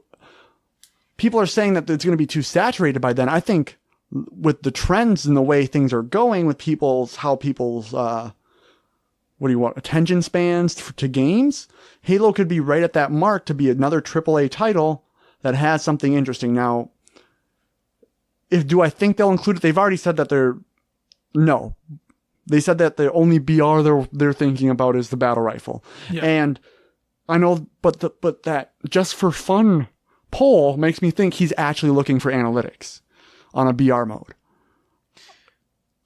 I mean, because the community was rampant on this issue. Mm-hmm. I mean, not issue, like on this debate, on this topic, clearly people want it. Clearly people don't. Clearly people don't care. Yeah. Based off what we're seeing within that one poll.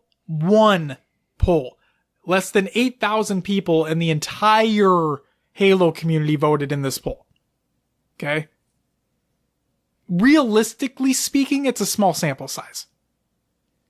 Our polls are small sample sizes. That is all, and relatively speaking to that one, that is also a small sample size. Is it though? It's only Twitter. It was only Twitter. It is only Twitter. That's true. And people were commenting it doesn't take into account the countless people that play Halo that don't go online very often to talk to other people. Sure. Like there's thousands of players out there who have played or are playing Halo who would be interested in that poll that just didn't see it. And like I said, it's just one fucking sample size. Okay. Go ahead. No. And I probably sound like I'm advocating for a BR here. You're fine. Go But ahead. I'm also on the standpoint where, yeah, BR could be dying out by that point too. Yeah. I feel like Halo's not going to include it. I feel like people have the Forge aspect. If it can be done, I don't know how. I'm not big into Forge, but I've never really done much with Forge myself, and I'm not one of those people who's going to go find it. Yeah. If it's not included in the game, I probably won't play it. Sure. So I don't know what to think about a BR mode at this point. Like I said in the last episode, it should have been released already if they were going to do it, because they would have been at the top of the hype train. Yep. But if it comes out with it later, like I said, as long as it doesn't affect anything else in the game, I'm fine with it. Here's my question for you. Two thoughts keep going back and forth in my mind. You asked me, do I think BR will die out in 2 years? I immediately said yes. I'm doubting myself now. I'm going to ask you a question because you play a lot more than I have, and the listeners probably have an opinion as well. And I want to know what it is. How competitive, strictly competitive, is Fortnite? Shot registration. All that. How competitive is it? Are you saying go ahead. They have Bloom. Fuck. Fortnite has Bloom. Okay. Besides your first shot, you have first shot accuracy. Okay. So that's where that comes into play. But that people know that. The building and the edits and using the tools they give you is what makes it competitive. Okay. The reason why I asked that question is because you look at Counter-Strike, right? Mm-hmm. A game that, realistically speaking, the only variation is the weapon skin that you get. Yeah. That's it. Maps remain the same. Guns remain the same. The buying system remains the same. The shooting remains the same. Everything across that game has remained the same. Yeah, you had Source 1.6 and Global Offensive. And yes, there were variations among those games, but during the competitive life cycle of those games, and Global Offensive is still going for a long time, there's not variation within the game itself. So the thing that I keep thinking about is, I don't think BR will die. I'm going to go back on what I said. I don't think BR will die within 2 years, in the next 2 years, if it remains competitive. So with Fortnite, the thing that I think is great about Fortnite is every game's different. Every single fucking one. You don't know your opponent. You don't know how well of a builder your opponent's going to be. You don't know what loot you're going to get, so on and so forth, right? Now, it's also really shitty because you could get fucked by not getting good enough guns to get you through the rest of the game. And gun skill can only take you so far. You know? Yeah. So, and another reason why Fortnite has remained on top, and we've talked about it week in, week out, is because every week or all the time, they're constantly updating their game. And the reason why they're constantly updating their game is because they're getting people to buy their shit. And they did a couple things on this last update for the competitive side too.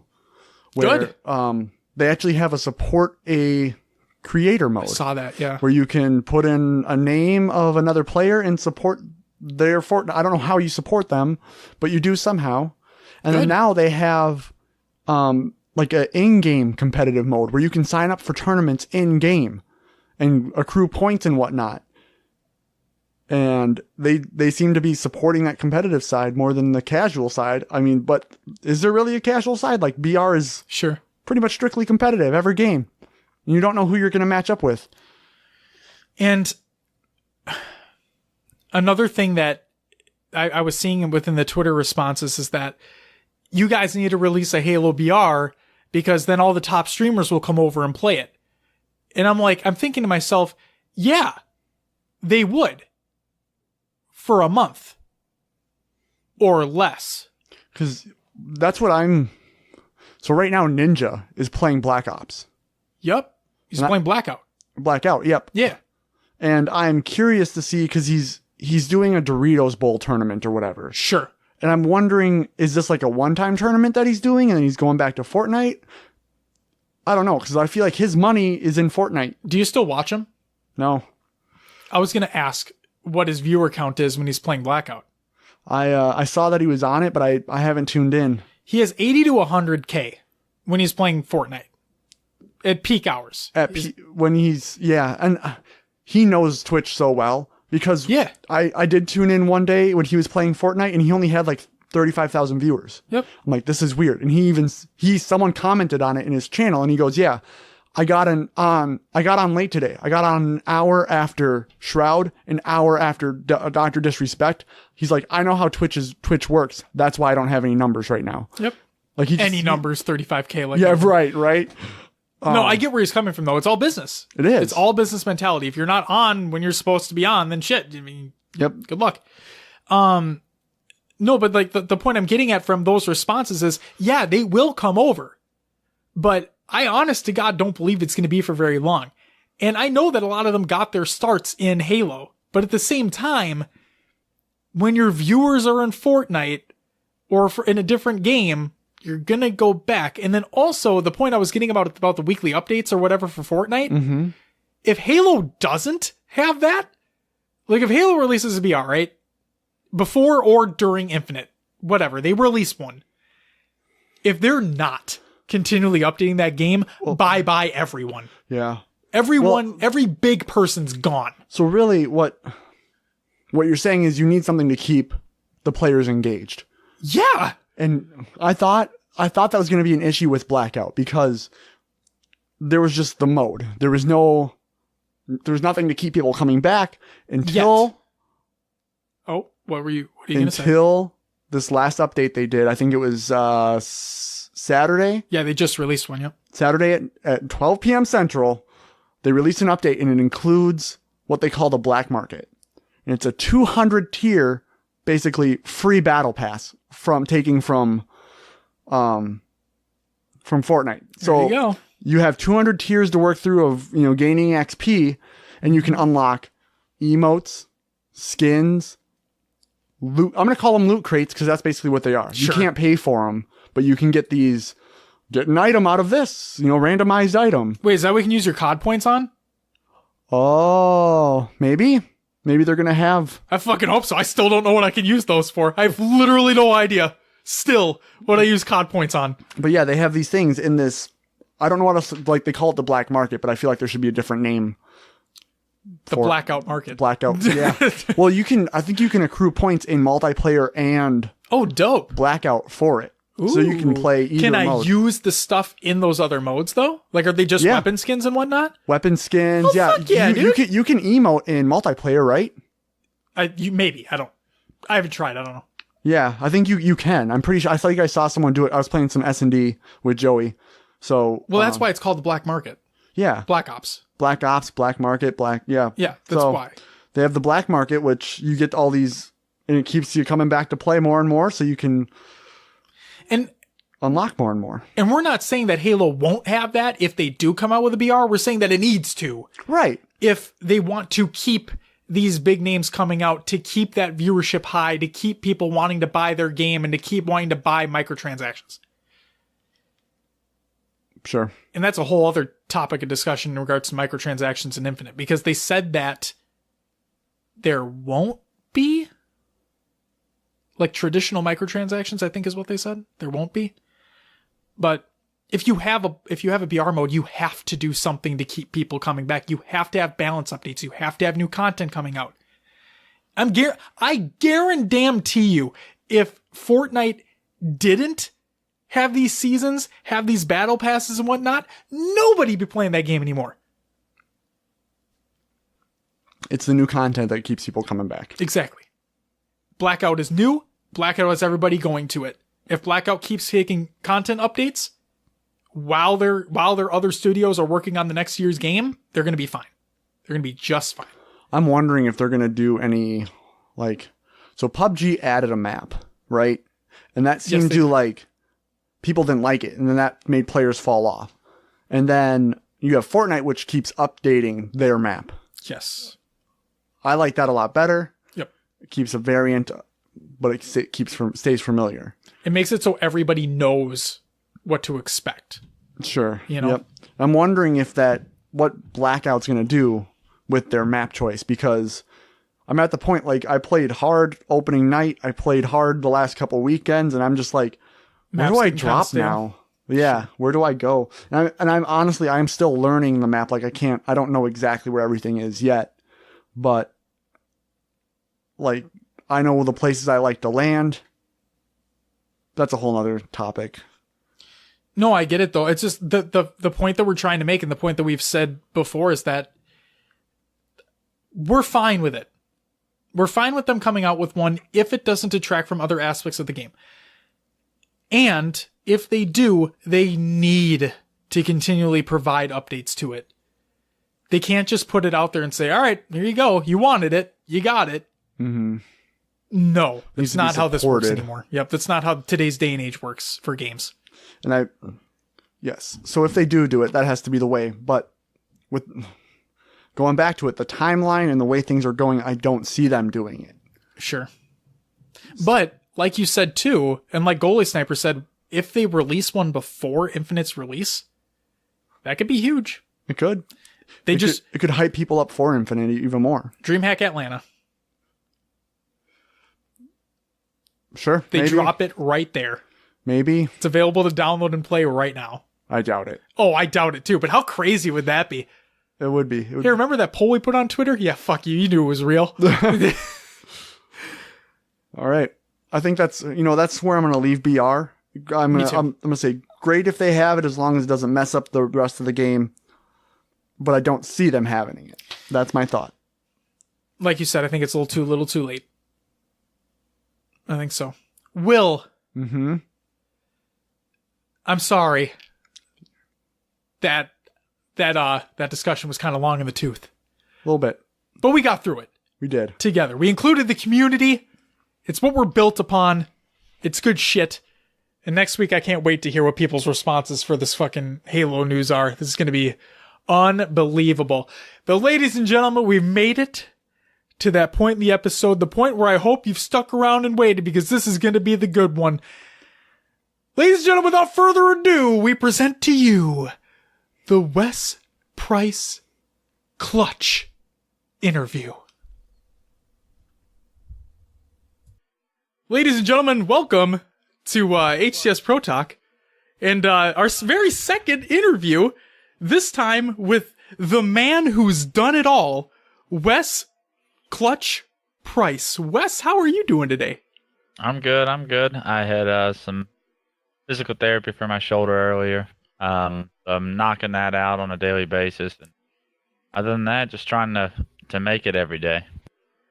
Well, you know what? This isn't even a question in the interview, but we're going to ask you anyway. What happened to the shoulder? I tore my bicep in my labrum a couple months back at work. Long story, and probably don't want to talk about it on a podcast, to be honest. But yeah, just another day in the office, I guess. Well, all right then. Well, wish you a speedy recovery on that, man. That sounds like it'd be pretty painful, but It's just going day by day. It's just a process of getting it back to 100%. sure. All right, so the first question that we have for you is, what is a day in the life of Clutch? A day in the life of Clutch. Well, right now it's consistent of just getting the shoulder ready, but before I was waking up around. I was sleeping in. I was waking up around 10. I'd hit the gym, maybe cook some lunch, and for those of you that don't know, I'm a deputy sheriff for Shelby County, the Memphis, Tennessee area.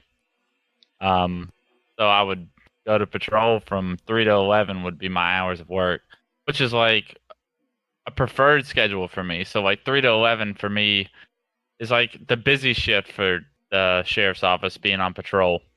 So it keeps me busy. It's definitely interesting. I mean, a day in that career can be very, very exciting, and there's a lot that can happen, or it could just be absolutely nothing and maybe work a couple accidents.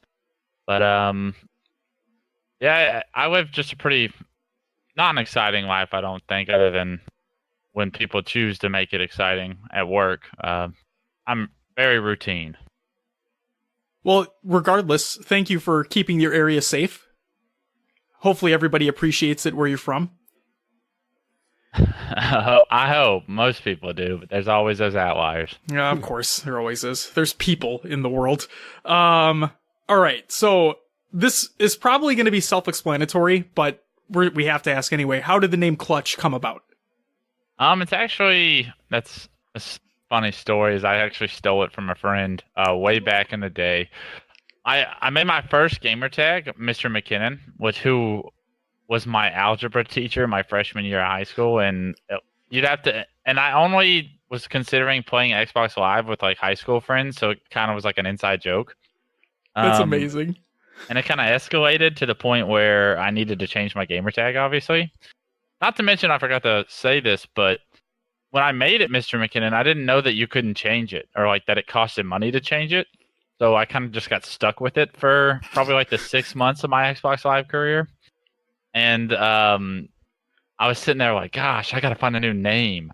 Like, I cannot be like just rocking this, like because I would play like competitive, like big team battle and like competitive team skirmish. And I was like, I got to come up with something like new. Like, people are actually starting to call me Mr. McKinnon. Like, something's got to change. So my friend was like, I'm gonna make my gamer tag in the Clutch. I was like, nah, dude, you already have one. Let me get that. And we came to some agreement. I don't remember how we came to an agreement. We didn't have too much of a fight over it, but I kind of stole it from him.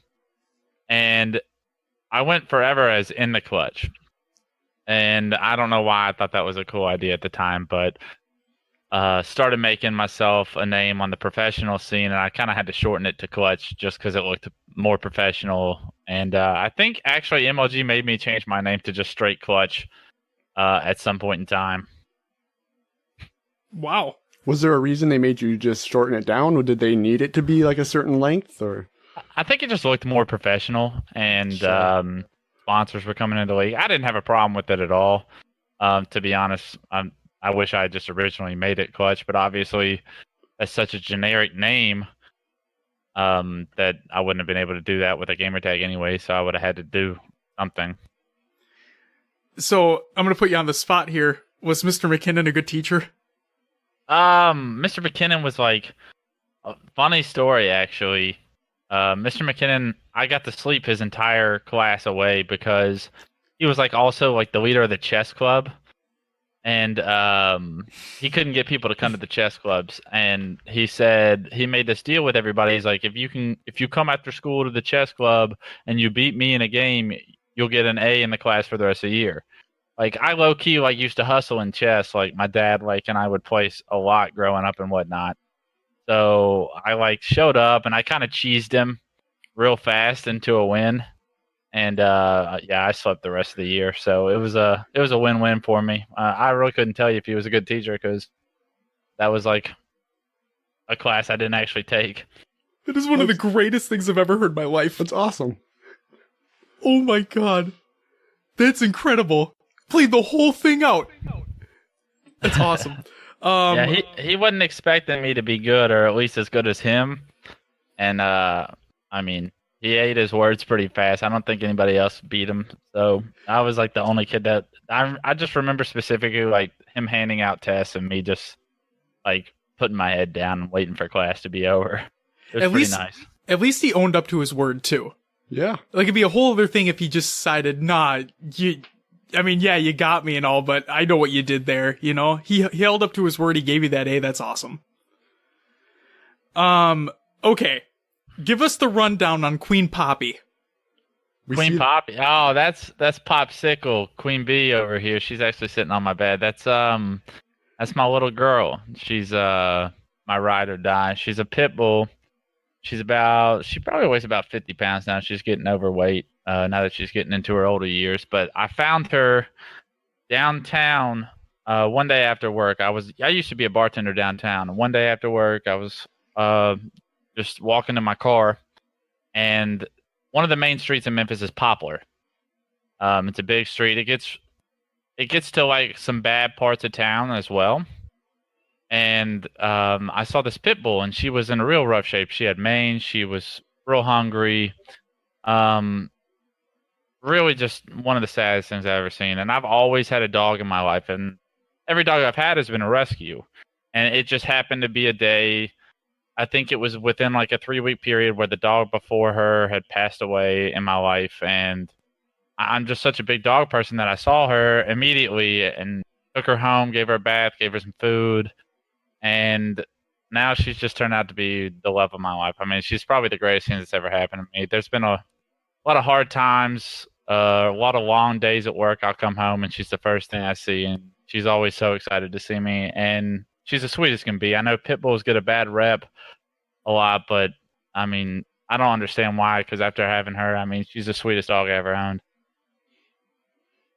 That's one of the sweetest things I've ever heard. Yeah, That's no, awesome. and I can agree with the pit bull thing. My brother had one, sweetest dog ever. He was scared of most things, which was surprising, but yeah, it's kind of sad that they do get that bad name. We gotta be advocates for pit bulls now. There we go. Yep. Well, that's awesome. Congratulations to Queen Poppy for having such an amazing dad as well. Absolutely. She's sitting here chewing on her blanket right now. She's spoiled. Okay, so I asked you before we started this interview if you were a Ravens fan. You said you were. So, first general question, do you think they have a shot at the Super Bowl this year? I would say absolutely, as long as they can remain healthy. I think a lot of the past few seasons, people really don't know this unless they follow the Ravens.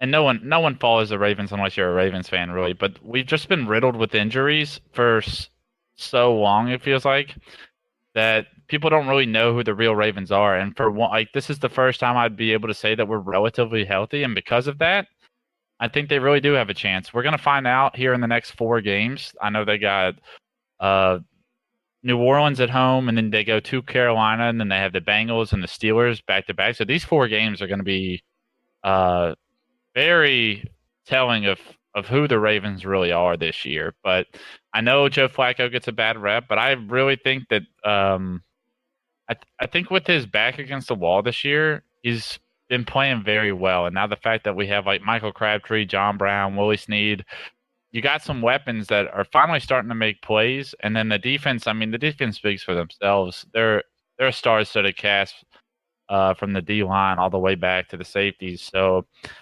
I'm excited. My friends all rag me about how average the Ravens are and how they always go 8-8 and how they always upset. And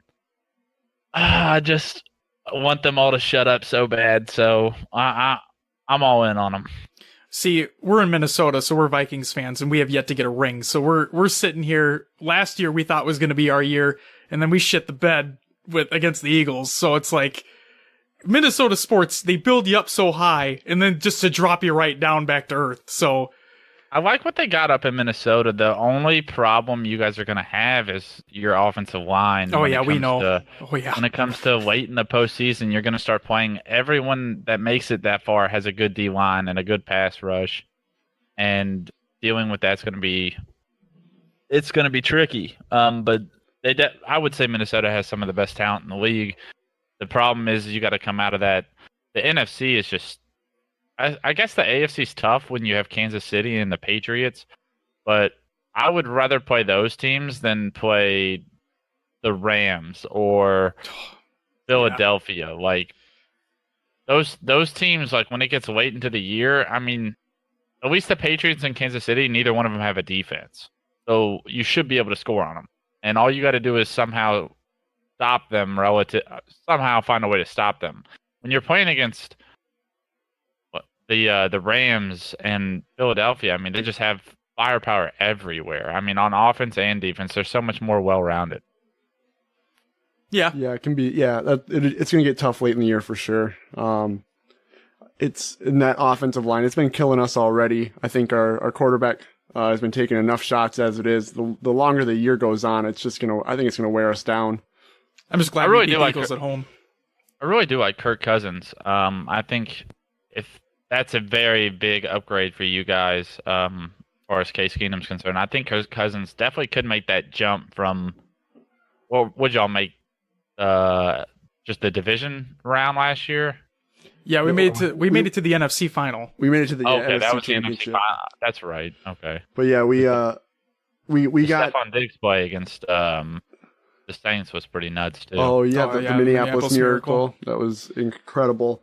But yeah, when Keenum got under pressure in that Eagles game, he couldn't figure out what to do. Yeah, he couldn't do anything, and I think Cousins at least will be able to get rid of the ball quicker, maybe make some more precise decisions late. Absolutely, he's a lot more talent. He's a better athlete, and he's very smart. I like Kirk Cousins a lot. Like if you could tell me that he was on the Ravens this year, I think the Ravens would have a real legitimate shot at this Super Bowl. I mean, they have an outside chance, I would say, just because there's a lot of strong teams, but Kirk Cousins definitely improves your odds.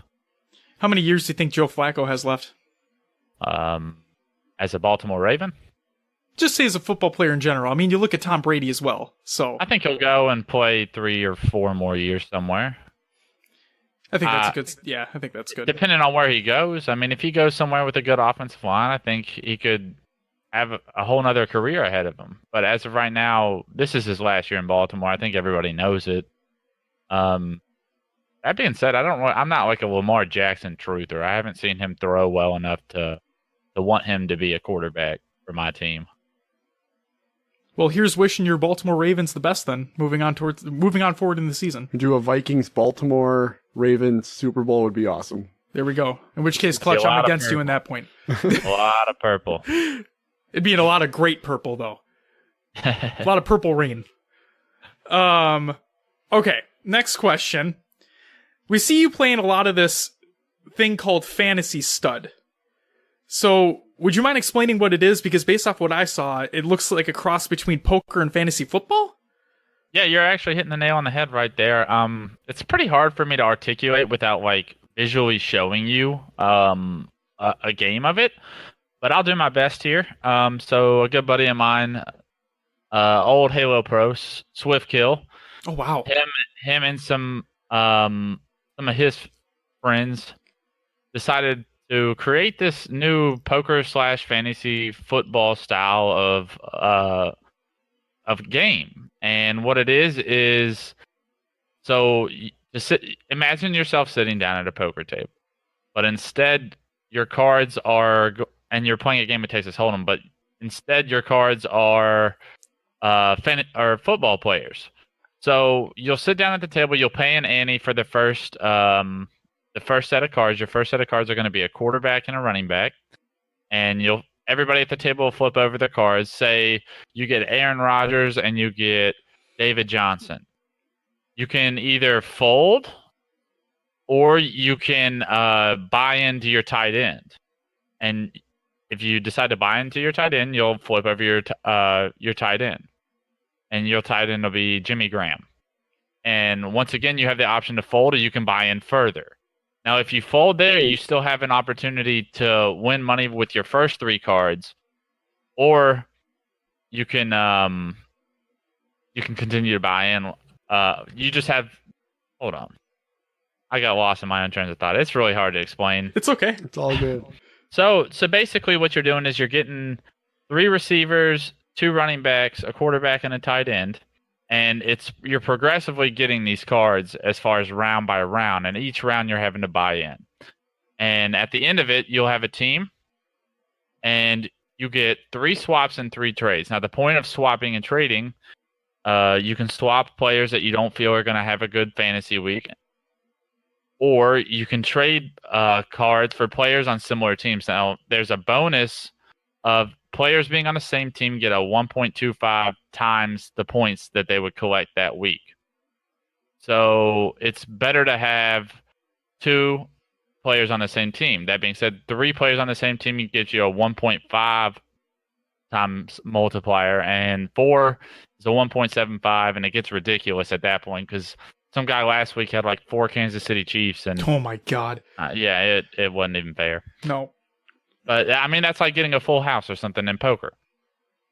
But it is all relative to the stats on how they do that particular week.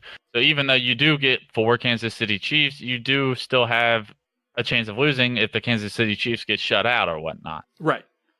So it's a fantasy football player's heaven, basically, because I'm a big poker player as well. So I enjoy both aspects of it, and it's actually pretty fun. Just keeping track of it and whatnot, especially when you get a bunch of friends in the same game, because I know my table has like Snipe Down, Ace. I know Assault's on the other table. Like, we're all trying to compete against each other, and it's a fun way for us to play a weekly fantasy football game while kind of gambling on it as well. Yeah, I saw Ryanoob in there as well, if I'm not mistaken. Yeah, absolutely. Ryan's in there. It's a lot. Amanda, Commanda Boom's in there. I mean, definitely similar faces, similar names that everybody knows, and it's fun to do with your friends. And there's definitely open tables available every week. I think they just started launching the open tables. We were kind of doing the beta of it. And okay. I mean, if you're interested in getting some friends and winning a couple bucks or just losing a couple bucks, but like competing against each other, it's a fun aspect to it. That's awesome. That was a great explanation. That sounds really fun. It does, yeah. I'm gonna have to look into that for sure.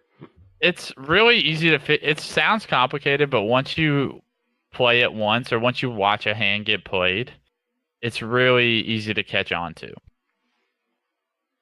Yeah, it sounds great. All right, so we asked Onset the same question, so we're gonna ask you as well. You said you go to the gym. So what's your workout routine? Back when I was able to lift weights before this shoulder injury, of course. I'm a kind of guy that I go to the gym 7 days a week, and I know that that's frowned upon, and people will tell, and it actually is worse for you. Like, you need days of rest for your muscles to recover. But I found myself, I need to work out on a daily basis. I have, like, it's a stress reliever. It's like it's a me time kind of a thing where if I don't do it, I don't feel the same way the entire day than if I were to go work out. So I knock out 1 to 2 body parts a day. Normally I do something like a chest rise or a back biceps, things that complement each other, and then legs, obviously. I enjoy lifting heavy weight, man. That's one of my favorite things. I try to get as strong as possible, and a lot of people that'll lift weights, they do it for different reasons. They either want to look good, they want to be ripped. I've never been like too much of like a diet freak or anything. I don't really watch what I eat to a certain extent. I don't eat terribly, but at the same time, I love food. So I've come to some kind of compromise where like I like to be strong, but I don't care to be ripped or anything. So I work out for like the mere fact to set personal goals as far as like I wanna be able to like bench this, or I want to be able to squat this like amount of weight, and that's like I'm such a goal driven person, and I have such an addictive personality, and I'm competitive like with myself to the point where it's definitely something I've learned to fall in love with. Awesome. Yeah, we have a gym opening up right down from my house here, not too long, and me and Josh are both skinny, lanky dudes, and I know I need to start doing something. So I started off a skinny, lanky dude. I mean, it really is just about time and commitment, and if you put both of those in there, and I know time's not easy for everybody, especially the older we get, the more busy we are with anything, family, friends, just other priorities. But I mean, commitment, that's the one thing I'll tell anybody. Like, if you want to change your life and you want to change how you look, all it does is take commitment. There you go. Hell yeah. Okay, so before I ask this question, I'm going to ask first and foremost, are you a college football fan? Love college football. Diehard Tennessee fan. My dad played as a running back for the University of Tennessee. He calls himself the last white running back, but oh my God. But I guess he hadn't seen Christian McCaffrey in the past couple of years, so he's probably still convinced he's the last white running back. But yeah, born and raised, I was growing to Tennessee games. I know it's been rough for the past probably decade, probably 2 decades, it feels like almost. But we just beat Auburn, so we're back on the map. It's okay. Minnesota will never really be on the map. So For college football, no. Yeah, we get smoked in Big Ten games left and right. Like, there's no chance for us whatsoever. All right, so RP Common on Twitter asks, the Ole Miss negative 6.5 over Arkansas. Do you want to explain a little bit more on that? Do you know what that's about? Oh yeah, he's a big college fanatic and sports gambler, and we talk sports all the time. I really don't touch college as much because there's just too much to keep up with and way too many teams. Like the NFL is kind of more my realm of I'll say expertise, but that's a stretch on the word expertise. Gotcha. But yeah, I think we got into a big debate over that. As far as who was going to win that game. I was trying to tell him that Arkansas had a chance, but he wasn't listening. I actually have no idea what happened in that game either, so. It was, I'll quickly touch on it because I looked into it and actually seemed pretty interesting. So Arkansas led 27-10 in the second quarter, and then they completely blew it in the second half of the game, and it was 37-33, Ole Miss wins. So they covered. Yeah, Arkansas did cover the spread. Heck yeah. That means I won that. There you go. Yeah. Yes. Barely, but we got it done. Yeah, that's bad. All right. Moving on from college football, the last kind of personal question we have for you is, who and or what is your biggest inspiration in life? Wow. I guess one of my role models is Ray Lewis. That's kind of takes me back to being a Baltimore fan. He's kind of the reason I'm a Baltimore fan. I started playing middle linebacker at a young age when I started playing football. And my dad told me to start watching Ray Lewis every game. He had just entered the NFL. And long story short, I ended up watching every Ravens game, rooting for him, just like studying him basically, and just like the passion that he played with, the leadership skills that he brought. I mean, like when Ray Lewis spoke, everyone listened. And it was for a reason, and he backed it up with his own. Like he led by his play as well. Like, he wasn't one to pump people up and then not play well, or just the way he carries himself, the passion he had for what he did, and just the excellence that he brought day in and day out. I mean, that's something that I'll always expect of myself, no matter what I do in life. I mean, if people listening to this, if they can remember when I was a Halo player, they might have seen me as like a cocky 18-year-old that was loud, obnoxious. Like, people have described me with these words, But what they never said is that I was passionate, that I wanted it more. And I mean, yeah, I was probably a little bit too loud and I was probably a little bit too obnoxious, but it wasn't because I was trying to be a little, I'll say shithead, even though I probably shouldn't be cussing on this. But No, we do it all the time. Feel free. okay.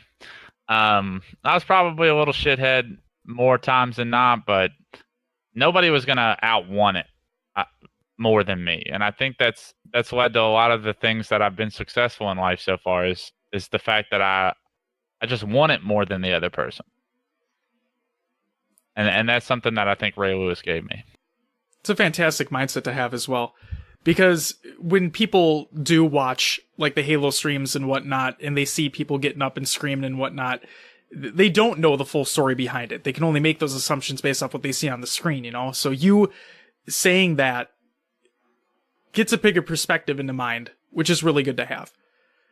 Yeah, I mean, it's tough for people to see it both ways, and I understand that. Like, you watch another person I'm a really big fan of that a lot of people hate is Russell Westbrook, and it's similar qualities that him and Ray Lewis share that I've really just been attracted to. As far as like Russell Westbrook is, people hate him, and a lot of times he is an asshole, and he's not necessarily a leader, but I'll give him this: the man's the hardest trying basketball player on the court at all times. You're not going to outwork him. You're not going to, and that's something that I would always, when I did play professionally or even after my professional career, like in the gym and in any aspect of life, like you need to come in. I'm under the full understanding you need to come in with the mindset, do not get outworked. That's not the reason you lose. You lose because the other guy was better, but don't lose because you got outworked. It's a great mentality to have. All right. Should we move on to some Halo stuff? Because, believe it or not, people, Clutch here, he was a Halo pro at one point in time. So I don't know the context of this question, but somebody on Twitter asked this. If you don't know what we're talking about, it's fine. We'll move on. But let's see. Mark 246810114 on Twitter asks him about playing the ball. Yeah. He's a old friend of mine. One of Maniac's like local buddies that I was fortunate enough to meet. Good guy. He's talking about that Guardian ball play that's haunted me for my entire career, and that's probably how most people remember me for some reason. We were. Everybody's seen the clip where Neighbor jumps off the top mid into the tree limb and kills me, grabs the ball, and ends up miraculously landing it and winning his team the game, and let alone the series, all in one. And I've had plenty of nightmares about it, but there's a lot that goes into that story. We were down 2-0 in the series. We were not coming back. I mean, I know that's a terrible mindset to have, especially this. But you're looking at it in hindsight, though. You're fine. Yeah, I mean, I went pause all 3 games. I was playing good Halo, but it got overshadowed by a small mistake. I needed to jump off with the ball, but I thought once I put it on that tree limb that there was no way that like that was even possible because the hours and hours and hours that I put into the game, I had never seen someone jump from top middle into that tree limb, jump off that tree limb, and still be alive and make it on the map. I mean, now everyone knows that the jump's possible, but I didn't. And so once I put it on the tree limb, I thought I had played it, really. I thought the game was over, but I thought wrong. And Neighbor made a hell of a play. You win some, you lose some. And you won a lot more, so it's okay. That's good to know about that. So this is kind of like an all-encompassing question. So Sander on Twitter asks, what is your Halo Infinite wish list? Ooh, I haven't been asked that. Oh, what do I want? I mean, if I could just start spitting. I think a Battle Royale would be enticing for new fans to bring people in that enjoy Battle Royales but necessarily aren't Halo people. I think that would be a very good idea. But obviously, we're not talking that as the competitive scene. I think I really want to see a BR or a rifle as the starting gun. Thank you. I think I'm not a fan of the single shots. I mean, I like the burst guns. I grew up on Halo 2, Halo 3. Reach had a DMR, and it wasn't like terrible.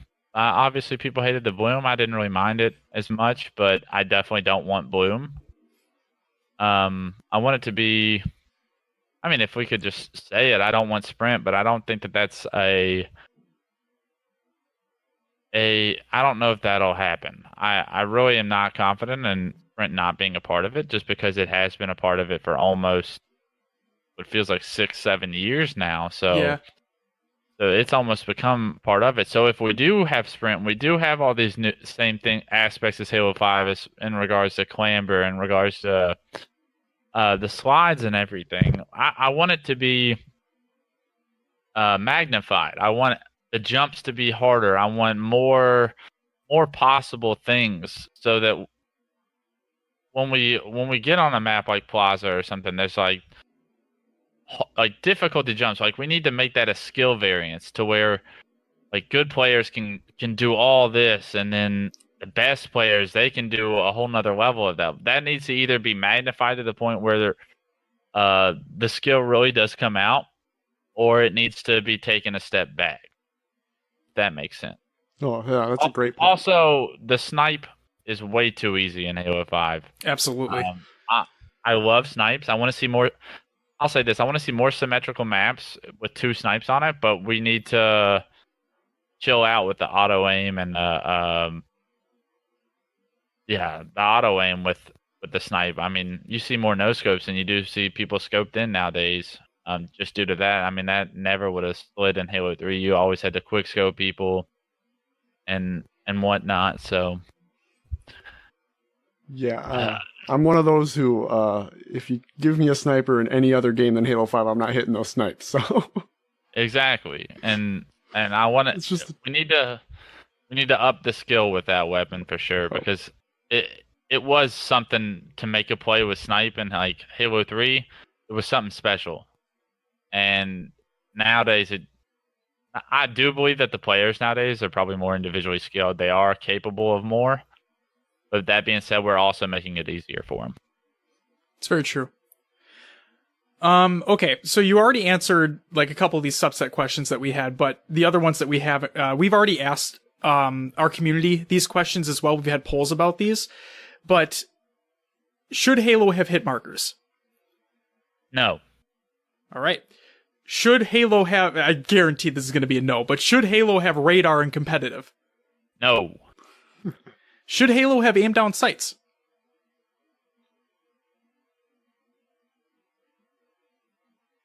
That's a tough one. Stumped you a little bit there. Yeah, I would say no. But okay. The problem with a lot of those questions is like, I'm giving you the simple answer when there's so many details that go into it, like hit markers.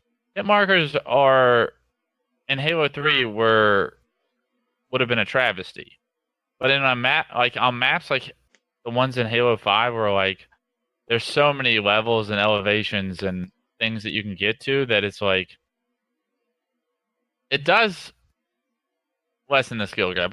I'll stop my comments on that. I don't like hit markers. Now that I've put a little thought into it. No, you're fine. This is why we asked this, because we wanted your opinion. Somebody who has been a competitive Halo player in not just the classic Halo games, but also Reach as well.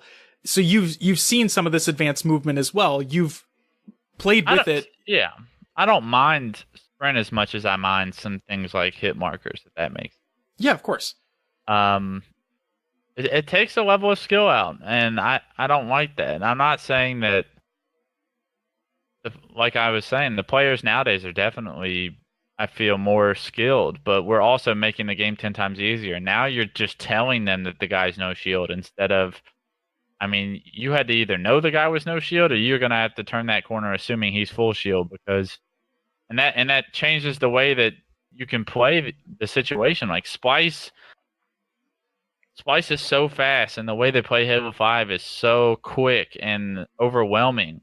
But a lot of it is benefited by the way Halo 5 is created. Like, you do have not only the ability to thrust, slide, jump, clamber, all sorts of ways to get across the map, but like if they throw a nade where they know you just spawned and the nade, one, it hits you and they know you're no shield, or two, it doesn't hit you and they know exactly where you are because that nade just blocked off like a doorway or whatnot, if that makes sense. Yeah, it does. So the game's just becoming a whole lot easier for them. Aim down sights, I would say no, but the way that video games are, it's 2018. I mean, they try to make them more realistic. They try to make the graphics better. I think the aim down sights just is a part of that. I don't see them ever going back to a game where you're not aiming down the sights just because people are enticed by more realistic things. That makes sense as well. Yeah. Those are great answers. Those were answers we haven't received before, just in general. So that was really great to hear. All right. And then the last overarching Halo question here that we have is, what are your favorite aspects of the Halo franchise? I think Halo is revolutionary with its matchmaking system early on. I think that's what really got me hooked. The skill, obviously, the competitive nature. I'm such a competitive person. I think it really was fueled by the matchmaking system and overall just great games so far. I mean, Halo 2 and 3 were, I don't think anybody has played more Halo 2 or 3 than me. When you want to combine the time, I mean, I'm sure there are people out there, but I'm definitely one of the top that just really fell in love with those games. I think there's simplistic factors in those two games specific that we're missing out on, and maybe that's because, like I was trying to say, it is 2018. We are developing better graphics, better, more detailed maps and whatnot, and with that, it's much harder to grasp the simplistic natures of the old games that we were playing, the original Halos. There's nothing better than picking up a snipe and doing work in some of the early Halos, and I've never played a game that'll give me that feeling again. I don't think. Definitely not anything like Fortnite and whatnot. I know a lot of people are falling in love with it, but it just doesn't do it for me. It doesn't give me that oh, I just made a sick play feeling. I feel you there. I'm not a fan of Fortnite either. That's just me though. All right. So let's talk about your Halo professional career because you're pretty established in that. First and foremost, Halo 3, Believe the Hype, MLG Orlando Championships 2009.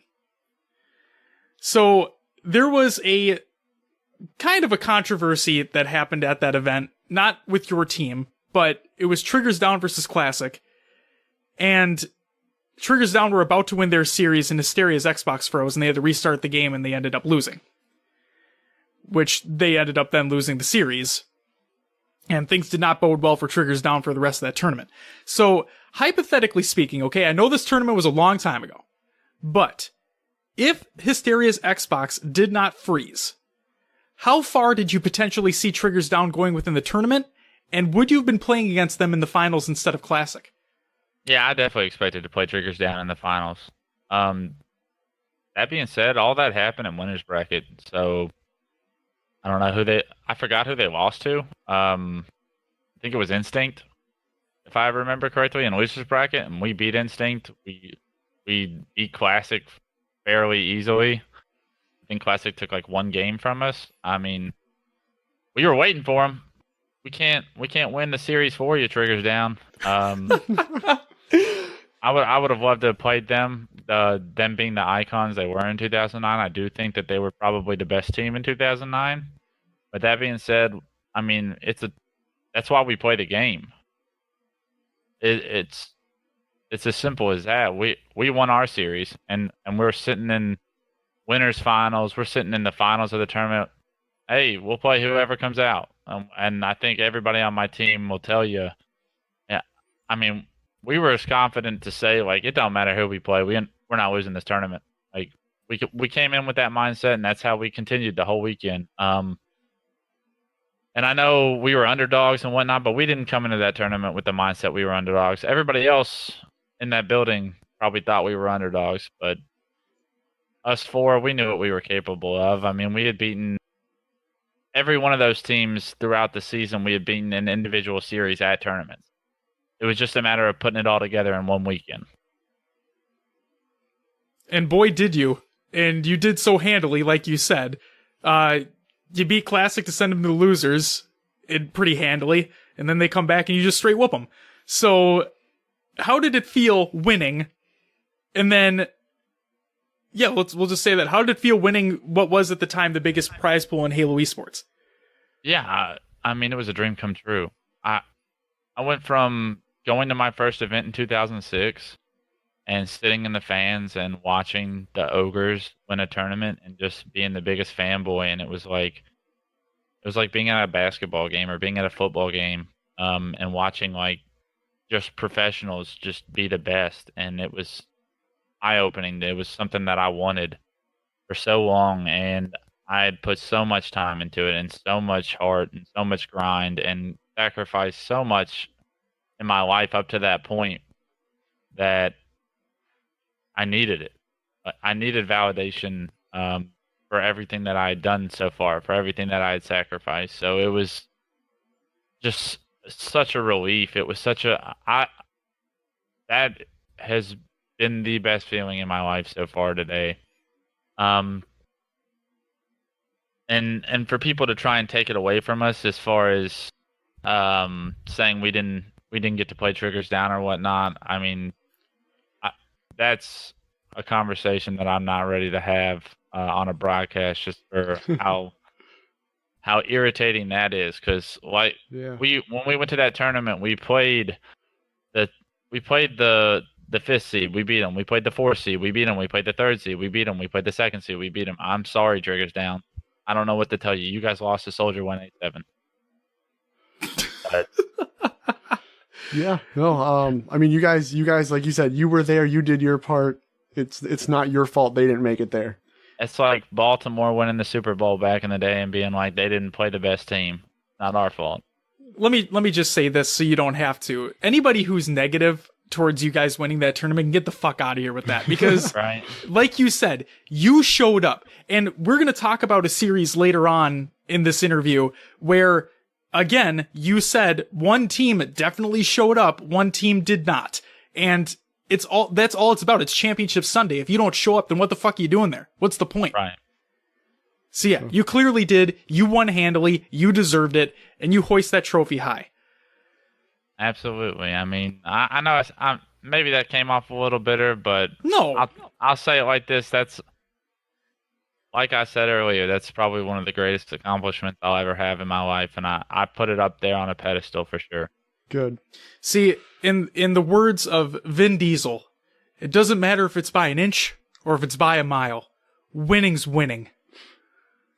There you go. It's a Fast and Furious reference if anybody did not understand what that meant. I gotcha. All right, and then the last question about this event. How does it feel seeing all these professional players since like 08 and 09 continuing to play at the highest caliber, including former teammates like Demon D on that Believe the Hype roster? Yeah, it's amazing. It's absolutely just a true testament to their abilities. Each as individuals. The fact that Demon was able to like come back and make something after stopping for so long, after stopping for 5 years, it's that he was able continuous dedication, and I know it started off rough because Demon didn't just all of a sudden come back and start getting like top 6 like he has right now. I know there was definitely times where he had to doubt himself and had to really like question what he was doing, but it's amazing seeing it pay off for him. And I'll speak on the two most influential people to date in my Halo career, Snakebite and Royal 2, two past teammates of mine. If you had told me when I decided to team with Royal 2 and Snakebite that they were going to turn their careers into what they've done, I would have not believed you. That's for sure. I mean, two special players, and I really did see a lot of talent in them from day one of teaming with them. But they've really taken it and run with it, and they've turned it into. I'll go ahead and say they're probably going to end up being the greatest duo in Halo history, and I'm going to get flamed for ogres and Roy and Lunch fanboys. But I mean, these two are just something else, and they'll be at the top as long as they want to be at the top. They're gifted. There's no other way to put it. They're gifted, and they work hard. It's amazing what they've been able to accomplish. So we have more questions in regards to those two in just a little bit. So save some of those thoughts. But the last question, not really in regards to this event, but considering the success that you've had and whatnot, when Infinite comes out, are you thinking about picking up the sticks? I think my playing days are over. I'm very comfortable with how my career went. I was very fortunate to win a national championship, to get second at another national championship, but my mindset is, like I've said this entire interview, my mindset's all or nothing. And if I wasn't able to 24/7 eat, sleep, drink Halo Infinite, then I wouldn't be able to do it. I couldn't do that to myself. If I was going to try to compete, I would have had to have done it for a living, basically. And I don't see myself ever having the kind of time or passion or dedication that it would take to really be in it like I was at one point. And for me to think that I'm not going to do it, I already know it's not for me. That being said, I love being a part of the Halo scenes. I love being on the analyst desk every event. I love still going to these tournaments and just watching the competition unfold. I mean, yeah, there is a little piece of me that's like fiending to pick up a controller, but at the same time, I'm very aware of where I am in life, I'll say. Wisely said. Wisely said indeed. All right, so keep a little bit of that in mind as well, because we have another question in regards to time and dedication towards professional Halo coming on later. But you already hinted at this, the second place finish at MLG Providence Championships 2011 for Halo Reach on the Warriors squad. And again, in regards to Royal 2 and Snakebite, what made you want to team with them in the first place? Way back then. That's actually a pretty funny story. So, Royal 2 and I teamed a tournament before. We teamed with Snakebite and Dursky. And we teamed with Bestman and Arcanum. And Arcanum actually went to jail that tournament. Long story. Oh my God. We ended up forfeiting a few matches. And when I say a few matches, I mean like every match in pool play we forfeited. And so it was not a good tournament. And we ended up getting top 12. And we were probably capable of top 6, top 4 with that team. I mean, I'm not going to say we were a top 4 team at the event, but I think we could have placed there. I think we definitely could create upsets. But mistakes were made. And that team did not stick together because of them. But I'll back this up just a second. And before I teamed with Royal 2, I had left the team. I was trying to figure out what I was going to do. And I had played Royal 2 twice the tournament before. I had played Royal 2 1,000 times online because he was also a grinder. Like, I was playing him in matchmaking. I'd scrim his teams. They were always trying to play. And he just stuck out to me. I'm like, this kid has skill. Like, he might not, at that point in time, he might not understand the best, most effective ways to play Halo, most efficient ways, I'll say. But the kid had it. The kid could make plays with his individual skill. And I was like, if I can, like, help this kid, like, direct him in the right way, he's going to be something special. So it was pretty obvious to me early on that Royal 2 was going to be something special talent-wise. And we teamed for that event with Arcanum and Bestman. Things didn't go the way we planned. And Royal 2 and I were talking, and we're like, we weren't sure what we were going to do. But we knew we were not going to team with Arcanum. We wanted to team with Bestman, but we were looking at everybody. And Snakebite and Dursky were getting a couple of offers as well. So I called Snakebite. I'd always had a lot of respect for Snakebite as well. Another player that I really thought had what it took to be on one of the, like, top tier teams, but he needed more direction. He needed to play more efficient Halo because, like, his individual skill, just like Royal 2's, would stick out on a scrim by scrim basis. Like, you would get in DMR fights with him, or, like, he would make plays with the snipe, and you're like, well, like, dang, he just hit that shot. Like, what the? Like, you get angry and you tell him he's better online and stuff, and everybody was doing it. But at some point, you gotta, like, grab a couple of these online kids that are really, really skillful, and you just hope they turn out at events like they do. And I called up Snakebite, and he was, like, telling me what he was thinking and his options, and he's like, I'm teaming with Dursky no matter what. He's like, I want to team with you, but I'm not sure about Royal 2. I'm not sure if he's good or not. And I was like, what? Like, you don't think Royal 2 is good? And he's like, hey, he had just never seen Royal 2 really play at a tournament. He knew he was good online. Everybody at that time knew Royal 2 was good online. But I had to really, like, convince Snakebite. And he's like, I don't know, man. I'll think about it. I'm like, I'm telling you, I just teamed with this kid at a tournament. He was playing lights out. Like, he's good. Just trust me. And, like, Snakebite jumped off the ledge, like, took that leap of faith and believed what I was telling him about Royal 2. So I remember having, like, 15, 20-minute conversation with him, like, basically just telling him, like, run games. Like, you'll see it for yourself. Because Royal 2 was doing things back then that nobody was doing in Reach. Like, people talk about formal and whatnot. They didn't have it. None of those guys had anything on what Royal 2 was pulling off in Scrims. It was unreal. The guy was a human highlight reel. And so we formed this team. We grinded. We really practiced. We did really well online.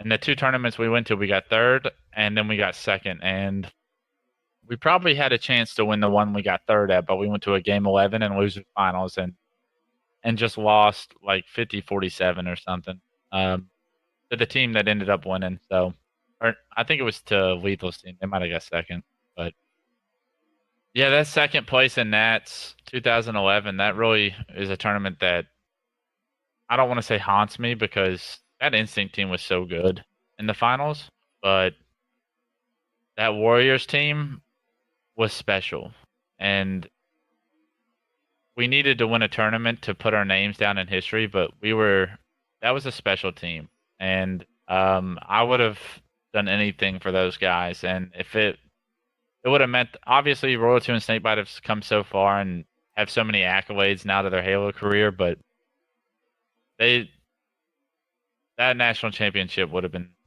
special for them, and I wanted it to be special for us as a team, I'll say.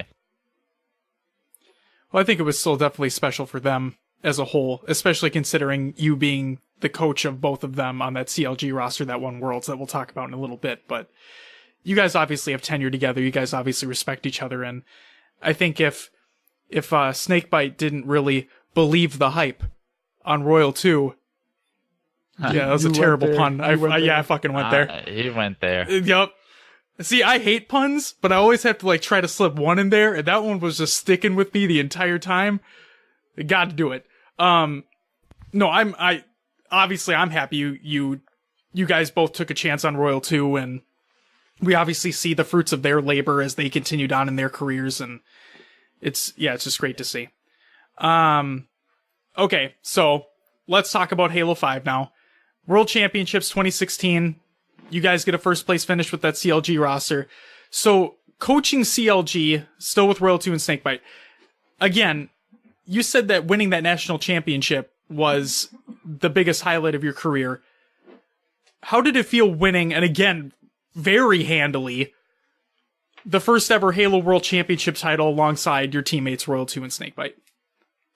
Yeah, I say the Nationals 09 was one of the greatest accomplishments, was my premier accolade, I'll say, just because I was a player.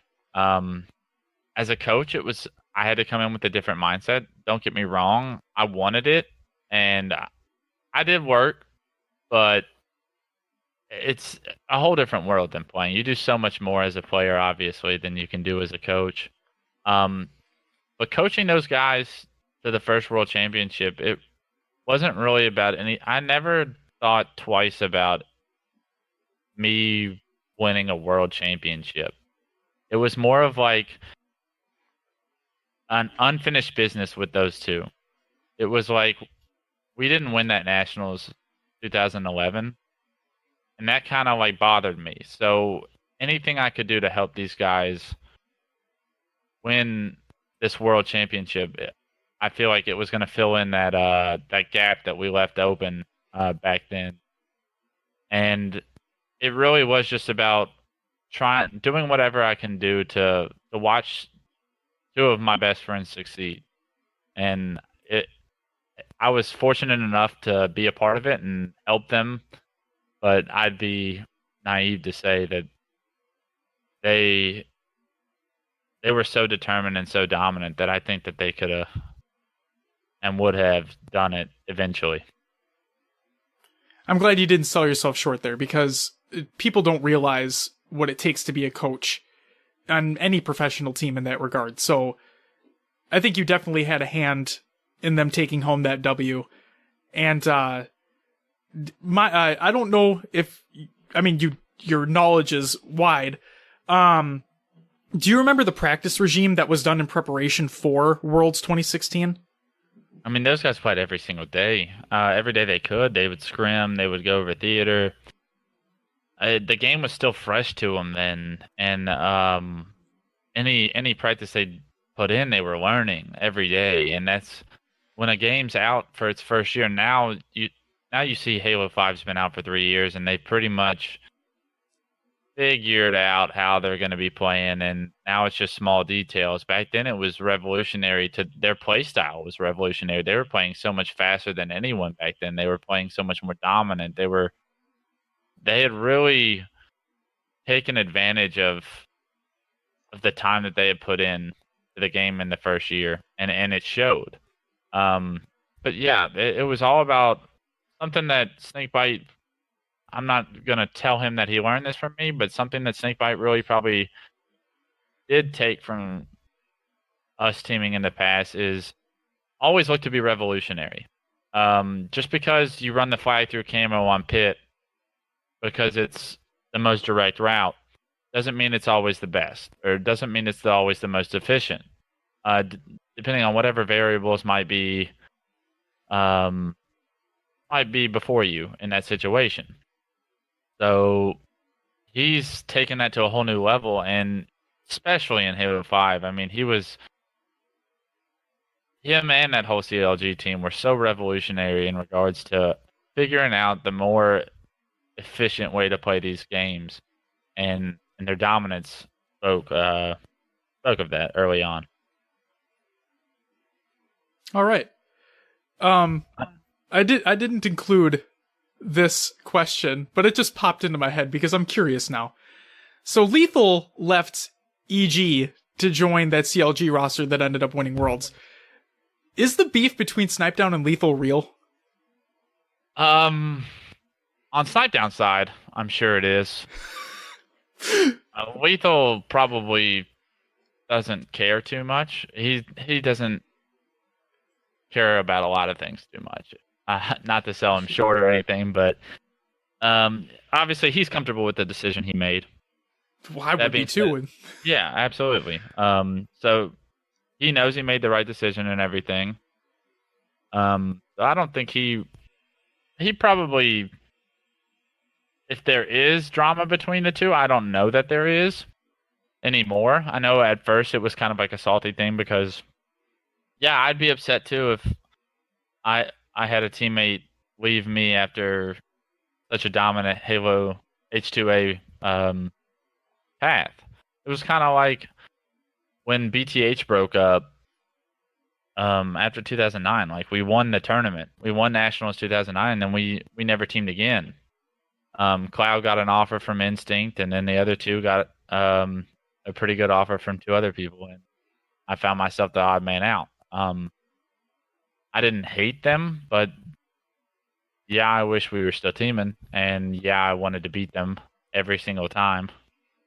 I would say it's probably that drama is definitely played out, but at the time, Snipedown's definitely not the kind of person. He kind of has the same mentality as me, as far as if you're not with me, you're against me, and that's the aspect he took, the outlook he took on it. I think Lethal ended up getting the better hand so far, obviously, but those guys have been playing for a long time, and I'm sure they're going to continue to play for a long time. So we'll see what happens in the future.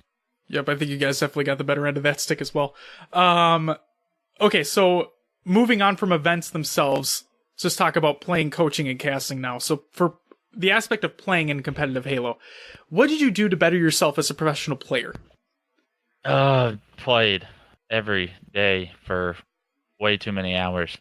But not only are you just playing, you got to learn from your play. You can't just play matchmaking and get into bad habits and be lazy with your shot because you're playing against subpar players. You have to try every game to improve. You have to find little nuances that really stick out, and like, it sounds corny, but the smallest details make the biggest differences, and they always have in any aspect. I mean, like, people say that about, like, football's a game of inches.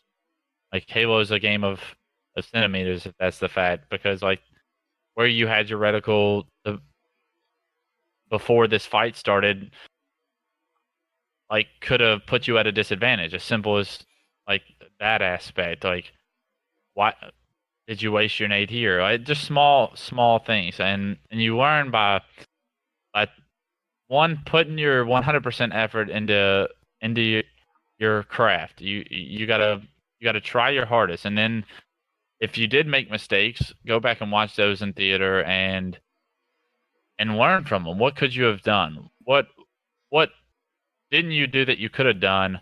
What would have worked in this situation? If you very rarely are losing Halo games because at a top level because your shot was off. Like, my shot was always the last thing I worried about. I was more concerned with, like, did I position myself better? Like, was I ready for, like, did I predict the guy? Was I ready for him? Why wasn't I ready for him? Like, how did he get here to this position where I wasn't ready for him? Like, just simple things like that. Like, top tier Halo does not come down to who has the better shot most of the time.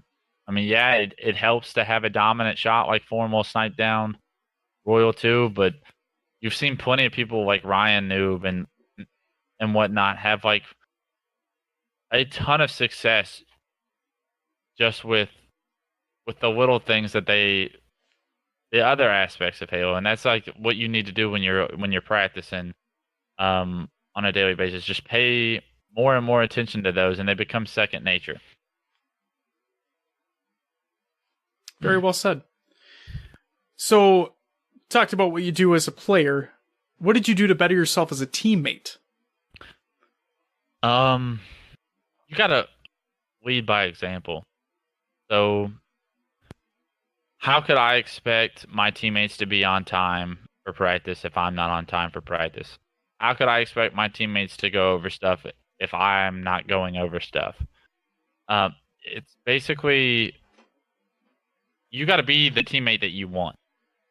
And a lot of times you don't get those in Halo. A lot of times you do get teammates that are not giving it the same effort you are, and that really will speak to the team's success a lot of the times. I mean, you see teams like Tox that really do put in the time and the effort, all four of them, and it pays off.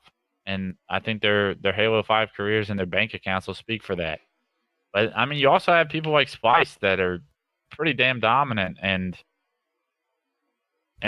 not people that I would have ideally teamed with as far as like practice regimen and all that. I mean, that blows my mind still that they can be that dominant without any preparation. But I mean, as a teammate, you always just want to be open to criticism as well. That's another thing a lot of people struggle with is being so strong-headed and so self-confident that you really lose track of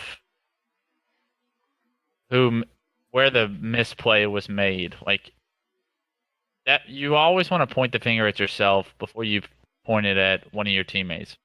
If you mess up and then your team loses the game because of it, like that's on you. And owning that is a big aspect that a lot of people have trouble with in the Halo community.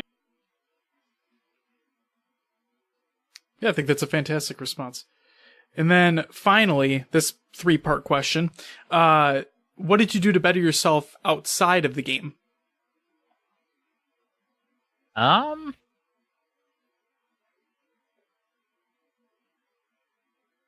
Good question. I think something that really helped me towards the end of my Halo career that like kind of gave me a second life was I started to work out. And I know that sounds like really odd, but like releasing those endorphins and whatnot, like in the gym, I think helped clear my mind for better play. And I think I really did improve the better shape I was in, the better Halo I could play. The more clear my mind would think, the better my reaction time was. Eating healthier foods even helps. It's so easy to fall into an energy drink, fast food lifestyle when you're a professional video game player or aspiring to be. Like I remember when I was a freshman in college and I was eating Wendy's, McDonald's, Taco Bell, whatever I wanted, but I made it quick and I wanted to get right back on and play. And it kind of fell into a cycle. Not only was it expensive, but it was detrimental to your health. I think that's a really underrated aspect that a lot of people probably don't even like consider when they're gaming like 8 to 10 hours a day and they're having to cook their own dinner. They're much rather taking the easier way out when in reality it really can affect your ability to play well and to be in a good mood and to give yourself the best chance to perform at the top level. Yeah, it's a great way to look at it because what a lot of people don't realize, or from the outside looking in, when they think of somebody playing, oh, you play a competitive video game, you must just sit on your ass all day and not Eat actually Hot Pockets. Exactly, right? When realistically, that's not the trend that we're seeing. We're seeing a lot of people get more and more into fitness. And yeah, it makes like Will and myself want to do it more, obviously, as well. I mean, we have our full-time jobs and whatnot, but you're right. It's like what you said before. It's finding that time to better yourself. So, very well said. Thank you. No problem. And then the last part about playing, the last question we have is it kind of just an all-encompassing. What advice would you give to those looking to get their start in competitive gaming as a whole? If you're trying to compete in video games, I said this towards the beginning of this podcast, but if your head's not in it, if you're not willing to make sacrifices, if you're not passionate about it, you don't have a chance. You need to come into it with 100% because what I can guarantee you is that there's somebody else out there that is going to be 100%, and you're going to play them at a tournament, and it's really going to show the difference. It's fun. I love doing it. It's great to be the best, but you have to realize what it takes to be the best. And you need to come into it with a positive attitude every day. It's really easy to fall into a negative attitude and start saying, like, this game sucks, or, like, this is bullshit, or just various, like, bad moods can kill you. Positive vibes always is something Dursky really used to preach. And you got to be willing to go through the grind. There's a light at the end of the tunnel, but you got to be willing to drive through the tunnel first. Maybe that's why on Twitter and other social media, I don't see a lot of negativity coming from their members on Talks. Absolutely. I mean, they're beyond that. Something I know we've been gassing up Talks this whole interview pretty much. No, you're fine. They deserve it.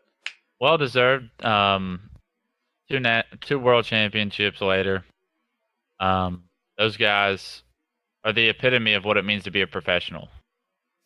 And I mean, they have their days in scrims where they'll complain and whatnot, and that's going to happen. But they don't fall into that habit. They do sacrifice more things than anybody can really imagine, because this is their life. And I know they're getting paid good money to do it, but there's still sacrifices being made by those guys. And you don't see a lot of other people making that, and you don't see a lot of other people having the success that they have. So for me to, going back on that, for me to try and pick someone's brain on why they're getting into competitive gaming, my mindset was you're either first or you're last. And I hate quoting Ricky Bobby himself, but but that's the mindset I always had. Like, yeah, I know I won one tournament, but every single tournament I lost, especially when I got second, it was a heartbreaker. It drove me crazy. I lost sleep every tournament because I did not win. It was one tournament I slept good. And that being said, I mean, that's the kind of competitive mindset you have to have. So if you have that in you, and you have the drive, and you have the time, and you want to be the best, and go for it. But, and that just proved that you poured everything into it as well. Right. You just got to check those boxes before you even get started. And like you said, sure, teams can complain during scrims and whatnot, but it's when it comes game time, they're putting in 120% no matter what. And I bet if they didn't love the game anymore, then they'd stop playing it. So the fact that they still have that drive, they still have that dedication, they still have that want to win, must mean that they still have the love for the game regardless. Absolutely. All right, so talked about it briefly a little bit earlier, but coaching. So what a lot of people don't understand is the importance of having a coach on their team when competing. Therefore, what does a coach bring to the table that the players cannot handle themselves? Coaches can create a sense of balance amongst chaos, I'll say. And what I mean by that is when I can see something happening way before the players see it happening in regards to, like, all 4 of us dying at the same time or whatnot. So if I see that one player is in a terrible position and he's probably going to die out of it, like, you relay the message, like, to the other people that may be in a better position, like, hey, you guys need to stay alive. Like, we need to be on the defensive end. Like, keywords like reset, or like hold this position, or like simple things that to just like remind a player to just like that they need to start playing passive for these next couple seconds, because they are going to be put on their back foot. And that's really important for players to hear in amongst the chaos of a top level Halo game. I mean, yeah, they do weapon timers and whatnot, and keeping track of numbers, like how many on the other team are dead. But it's more important that your team feels comfortable in the game, and you can definitely hear that and see it happening as the game's going on from a coach's point of view, because you can see all 4 screens. you can see if everyone's chaotic and we're not really working together, or do we have control of the map, or do we have control of what we want to control at this point in time, enough to get out of it. And there's a very fine line between being in control and complete chaos in Halo. And you do not win many games when things are chaotic and you find yourself not getting help when you were expecting help and whatnot because of it. So it's about helping the 4 players really maintain focus and control of the game even when at a disadvantage. What separates a good coach from a great coach? I think a good coach is relatively focused on what's happening, and a great coach is focused on what's going to happen. Where are they going to be spawning? Where are they going to be coming from? What do we need to be watching? Are alleys being watched, like cutoffs and whatnot? Like, are we able to run this flag in? Or a good coach will keep track of where they are now. A great coach will tell you where they're going.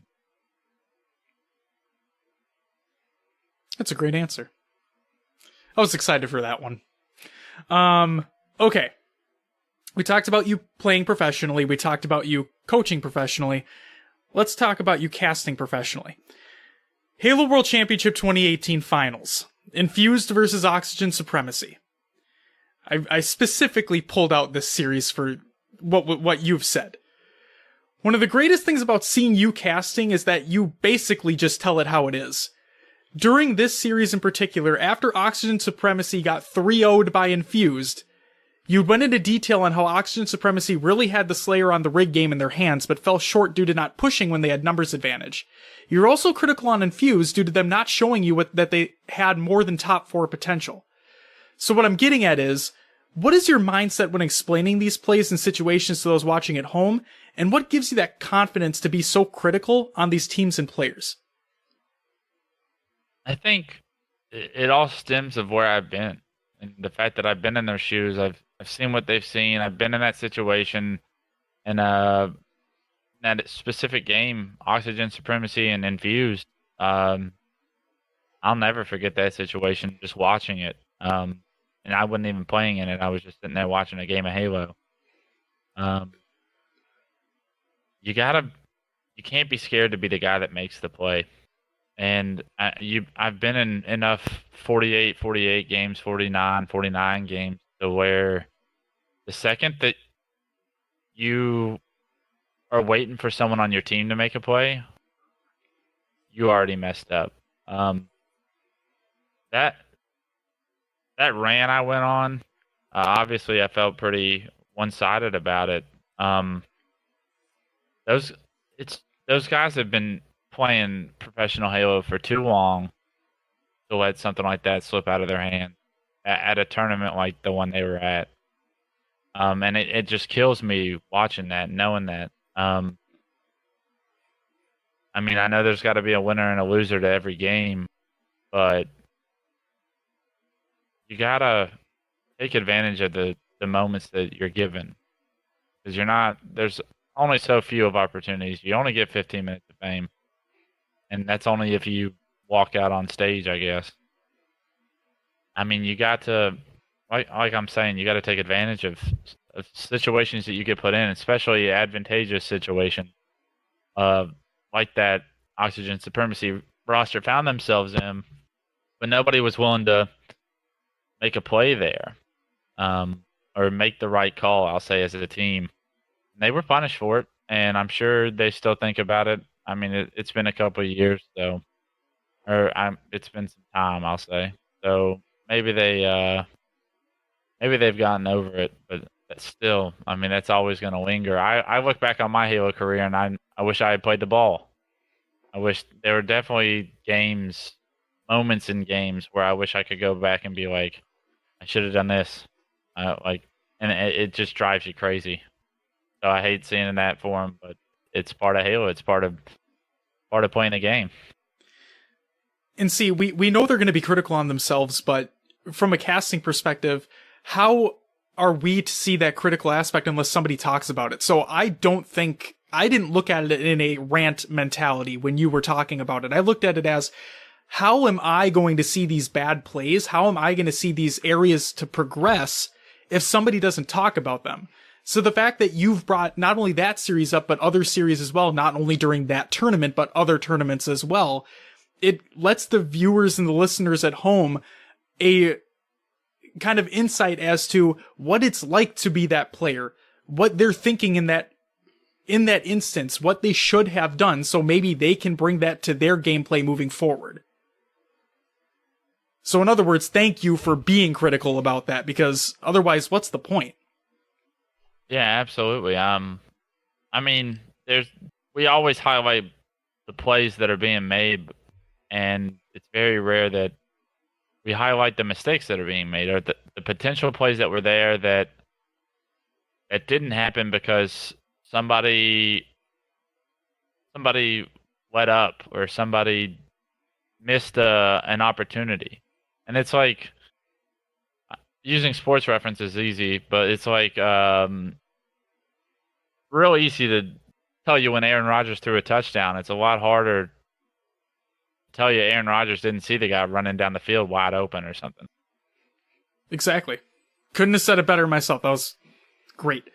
And then Will included this question. Out of playing, coaching, and casting, which one has been your absolute favorite? I think I'll always have a soft spot for being a player. Just being so competitive, it really did give me an opportunity to find or to feed my competitive drive for so long. That being said, I'm really still new to being on the analyst desk and being with the casters, and I'm loving life there. I'm enjoying it. It's the easiest. People ask me what it's like. People ask me if it's hard. I'm like, it's the easiest thing I could ever do in my life, because all I have to do is tell you my opinion. Like, I might be wrong, but I'm going to be honest with you. And I'm very opinionated when it comes down to it. I think no one will ever tell you otherwise as far as that's concerned. But I'll definitely give you my point of view, which you might like, you might not like, but that's what I'm here for. Sometimes you just got to hear the hard truth. And you, like, I think I speak for Will and myself when I say that you've been doing an incredible job on the analyst desk already. But then, like, when casting matches and whatnot too, to make another sports reference, like Tony Romo, now being a broadcaster, he brings that player mentality as well. He points out those plays that some of us would normally miss because we don't have that mentality. So you bringing that player mentality as well helps us at home see those plays that are either being hit or missed. Absolutely. It's funny you bring that up, because like when people ask me, they're like, what is it you do with these things? I'm like, I'm basically like a Tony Romo, basically, because I can call something before it happens, and it's going to happen. And then I'm like, yep, that was pretty easy. Yeah, it blows people's minds. Yeah. And like when I literally watch football games now, and like Tony Romo will be like, the analyst, he's like, watch this. They're going to throw a naked bootleg out to the left here. Like, what do you know? It happens. I'm just sitting there like, Jesus Christ. I mean, like, this guy's knowledge of football is out of this world. And it feels nice to like know that much about anything in life. So at least I can put it to use.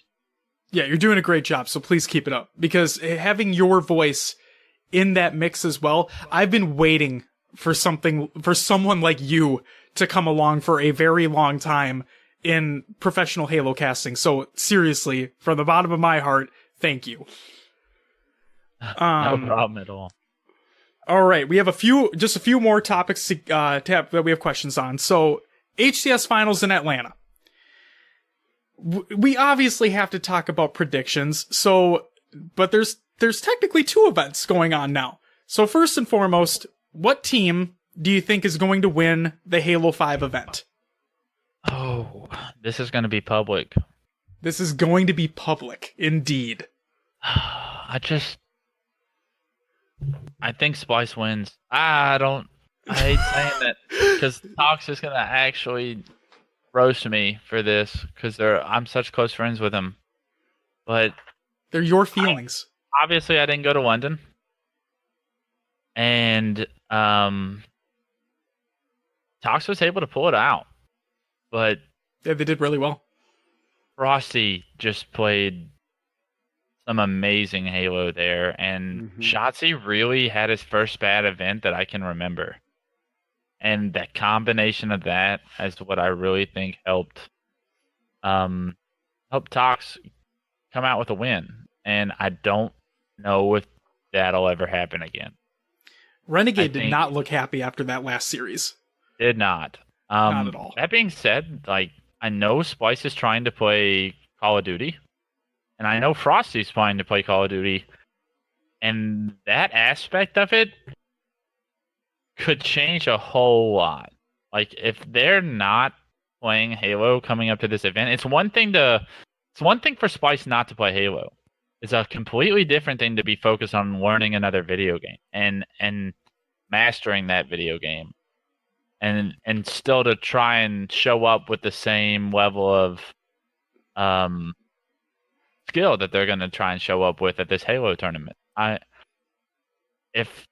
would not be surprised at all if you told me Splice got like top 4 at this next tournament because of how much time that they've got to be putting into Call of Duty if they're actually taking it serious. I think Frosty's going to be forced to play Halo by Tox and the fact that they practice so often. So he'll still be playing.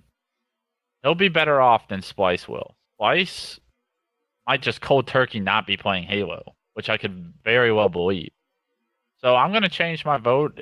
I'm going with Tox now that I've like kind of talked myself through that. And you can see my outlook on it. I mean, like, if Splice continues to play Halo, I think they have a pretty good chance of winning, but I don't think that they're going to. It would not surprise me at all if this was a tournament that neither one of those two teams won. And I know that hasn't happened for a long time, and I'm not trying to be hot take Tim over here. No, you're fine.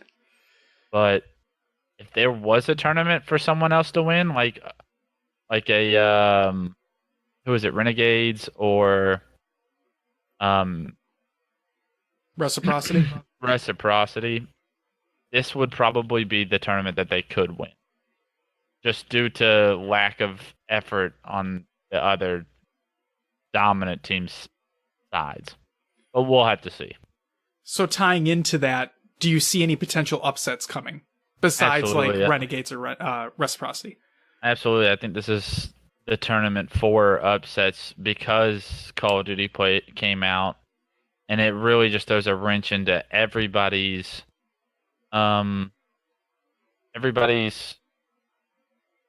schedule, everybody's routine, everybody's will to master Halo 5. I mean, the game's been out for 3 years. I know a lot can't change, but at the same time, if you don't stay sharp, you're gonna fall off. There are really only 4 teams that are competing at these tournaments, though, as far as like who's gonna win. So I do think it just comes down to Splice, Tox, Reciprocity, and Renegades. But you saw Renegades win that online qualifier the other day, and yeah, Tox is blaming that due to online and whatnot. But they better be careful because I could see something like that happening at a real tournament very shortly. I could just tell that APG had that fire in them. It was like what you said when you were talking about that 2009 Believe the Hype national championship win. You had that feeling that no one was going to take you down in that tournament. It's like, I know it was only a 2K, but hey, a win's a win. And like I said, it's like APG had that fire in them. So yeah, we'll just have to wait and see what Renegades do. We'll have to wait. Okay. this is the real tournament that matters, though. The Halo 3 2v2 showdown is happening that same event. So let's start with this. Considering we don't have rosters at this time that are going into the event, which 2 players would you want to see come into this event and win the entire tournament? Which 2 do I want to see come in and win? Yep.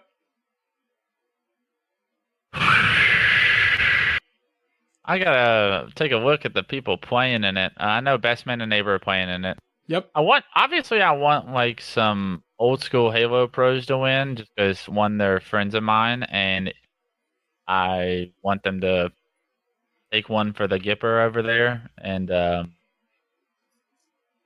just solidify the fact that they still have it. I don't think that's what's going to happen. I think there's some of these players that have been really grinding Halo 3 for like almost over a year now, I'd say, on MCC. I think one of them are going to win it. This Gabriel and Fantasy, they're taking it serious. I think they're taking it a lot more serious than a lot of the old Halo 3 pros that are coming in. So I think that they're going to win it. They played really well in that last qualifier, for sure. Yeah, I mean, they're practicing, and I'm never one to root against someone that's willing to put the time in, because that's somebody that I was back then. So I'm going to go ahead and say that they're the team that I want to win. All right. So I have to ask, I don't know if you can or cannot, but I'm just going to ask, are you planning on competing? I think I'll have to be working during that time. And I only have one 2v2 partner, and that's Cloud. And we'd run the table if yes. we played in it. So I don't know if they're going to let me win tournaments and work the event. I think that that would be a conflict of interest for them or something. I'm sure they'd be having to file some kind of paperwork under that. So let the record show that you'd be running the clinic, for sure. Let the record show that Cloud and I used to run 2s back in Halo 3 and Reach, and we ain't scared of competition, so. Well, Neighbor and Best Man better be running in their fucking boots, because if you guys were coming, it'd be over. Oh, they wouldn't make it to us. Oh, there it is. There it is. Somebody's Xbox would freeze again or something. Oh my god, it's amazing. All right. So here's another fun one for you, okay? Because I said we, but I want to see it back more than anything in the world. And since we asked Onset the same thing, here's a hypothetical question. DreamHack Atlanta HCS Finals 2018, the return of the caster match. You get to pick your team and the Halo game that's played. So out of all of the casters for the event, who is on your team, what Halo is being played, and why? What did Onset say to this? I'm just Will, curious. do you remember? I can't remember off the top of my head here. Well, he said he'd go against Lottie, obviously. Yeah. And then Lottie won't even be in the match. I think he said Wonder Boy was going to be on his team. Yep. I'm pretty sure. Okay. We're playing Halo 3 first off. And he said he did not want Walshy. He said that basically Walshy's washed at this point. Okay. So he went a comical route. I'm going for the win here. So we're playing Halo 3. It's gonna be me. It's gonna be strong side. I gotta get my guy on here. Am I stacking teams, or do I just get or am I staggering these picks? Onset, I'll take Onset on my too. That's the homie. You can have whatever you want. It's all your choice. Okay. This whole hypothetical. I just want to see the fucking thing happen again. That's all I want. I got to think about who we're playing. All right, so we'll be playing Bravo. Me, Onset, Side, and Bravo would be my team. And I say that because those are some of my better friends that I've just bonded really well with this past year, and I think it would be a blast. We actually had a caster match it might have been Seattle, but Onset said that you guys couldn't show it because of the language that was used. Yeah, they tried talking smack to us, I think, and regretted it because I remember. I think it was me, side, onset, and I forgot who our fourth was, but we cleaned house. They didn't have a chance. Smacked around Elamite, smacked around Walsh, and GB. GB was running his mouth, so we had to put GB in his place. Everybody puts GB in his place. Right? It's like, GB, you don't even play Halo, dude. Get out of here. I'm just kidding. He's such a good guy. Oh yeah, we know it's all in fun. But he brings it upon himself. All right, and he knows it. That's awesome. All right, so who are you running the clinic against here? Oh, we got the dream team, and we're gonna be playing against Elamite because I love beating Elamite. We'll play against put GB on the team just for comical sake. I want to get my stats up, so we got to put GB on the other team. He's free kills. Wonder Boy can play. Like, Wonder Boy is pretty, like, better than I thought that Wonder Boy would be. He's solid. So let's put him in the match just to, like, keep the game. We don't want to 3-0 him too fast. Like, we want to get our stats up on GB and, like, spawn kill, but we also, like, got to make sure that the game's not over in 4 minutes. I want to have some fun. And then, do I put Gaskin? Yeah, I guess Gaskin's earned himself a spot there, too. Yeah, he's a good guy. I'll let him play. So no Walshy anywhere. Oh, I thought I put Walsh and GB on there. Man, you can give him 5 players. How about that? We still gonna beat them. I love it. Right. I love it. Give him 6. You can give him Waddy, or she can coach them, but we're still beating them. It's so amazing. I want this caster match back so badly. All right, that fantastic. Thank you so much for answering that. That was amazing. All right, so here's some just overall general esports questions for you before we get into our final rapid fire segment. So, okay, do you think all these professional Halo players that are moving on to COD, among other games, do you think they really have a chance of competing at the very top? I think if they come in with the right mindset, they really will.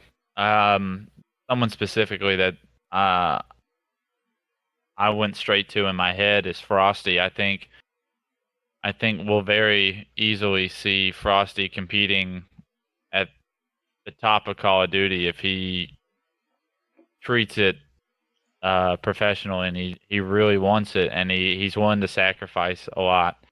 I have no doubt that Frosty can play at that level in Call of Duty. I think anybody on that Splice roster is pretty gifted as well as far as like a first-person shooter, professional gamer attitude, mind. It's going to be a grind, and that's the biggest problem for them is that they're so naturally good at Halo now that maybe they've forgotten what it's like to have to grind because at some point we were all amateurs. At some point we were all bad at Halo, and we didn't know what we knew. And it does take time, and it does take a lot of effort. And will they be able to fight through some lows that they're going to see early on in their Call of Duty career? It's a question that each one of them are going to have to figure out for themselves. But yeah, I mean, I'm pretty confident that we've seen people like Formal and Abel and others switch games and be pretty successful at it. So I can't imagine with the right amount of effort that they end up not being where they want to be at the end of the day. All right, so not just talking about Call of Duty, but for the first time ever, let's talk about both Halo and COD at the same time in regards to that Splice roster. So, do you think Splice has what it takes to compete at the top of both the HCS and Call of Duty World League, considering the same team will be playing in both leagues? I would have to say absolutely not. Are you asking me if they can do both at the same time? Yeah, because they've went on, the person who runs the Splice Twitter account went on to say that they will be competing in both games in the 2019 season. Yeah, that's not going to happen. They're going to learn real quick that it takes too much time, and especially if they switch Halos, or a new Halo were to come out, they would be forced to dedicate way too much time to Halo or Call of Duty. They're going to have to make a decision at some point. There's just too much on their plate. And it's already hard enough to be the best in the world at one thing. Like, there's not enough time. There's just not enough time in the day for them to balance both. And they may be able to stay relative in the Halo scene and be a top Call of Duty team, but they'll never win an event if their sole focus is Call of Duty. They're just going to get outworked. Like you said earlier, that you have to keep practicing almost every day just to stay sharp. So Absolutely. if they're focusing on 2 games, I myself don't see how that would happen either. So we said it last episode. Yeah. The only reason they would be able to find success right now doing it is, well, one, they won't, because they won't start Call of Duty off at the top. Mm-hmm. But Halo 5's been out for 3 years, and they know so much about it already that they would be able to float within like the top 6 right now without touching Halo. But sure. if something were to change in game types and settings, and Halo were to change, and they were like still putting in 0 effort, then they would fall off very fast. I mean, their individual gun skill would be fine, but they wouldn't have any idea what they were doing in the game. And as you said, gun skill doesn't mean everything. So, and I said it damn near the exact same thing last episode, where they're going to get a fucking wake-up call as soon as tournaments really start happening, with Vegas right around the fucking corner for COD and the HCS finals as well. So I'm rooting for those guys. Of course. Some of those guys are my friends, and it really is something special to watch. Like Enable and Formal do what they do in Call of Duty, because those are guys that I do have a lot of experience with and that are my friends. And I want nothing but for them to succeed, especially in other platforms, to give Halo good names. But I don't see it being an easy transition. I do think that there will be months of struggle and figuring out how to play top level Call of Duty, because I'm sure, just like Halo, that there are so many aspects that go into it, and so many minor little things that they have to make second nature, and that doesn't happen overnight. Right, and we wish them the best as well, obviously. We would love to see the first time ever where the same team is just absolutely dominant in 2 completely, I mean, realistically, completely different first-person shooters. So, I mean, I think Vegas will be the first true test if they really are grinding right now. We'll just have to wait and see. Absolutely. All right, and then, because you make segues so easy, there's supposed to be an announcement for the future of Halo esports before the HCS finals in Atlanta. So considering that the announcement has yet to happen, this means we have a little bit more time for speculation. Therefore, what do you want or expect the future of HCS to look like before the release of Infinite? So we think that there's roughly 2 more seasons, because Will and I think the game doesn't release until 2020. So take that with what you will, but what do you think the next season or 2 are going to be? I would assume late 2019. That being said, that's way too large of a gap to have nothing, which is what you were hinting at. Yeah. Shoot. I would love to. I don't know what I want. Halo 3, like a Halo 3 tournament 4v4s would be awesome. What will the turnout be? What will people's interest in watching the event and promoting the event be? I don't know.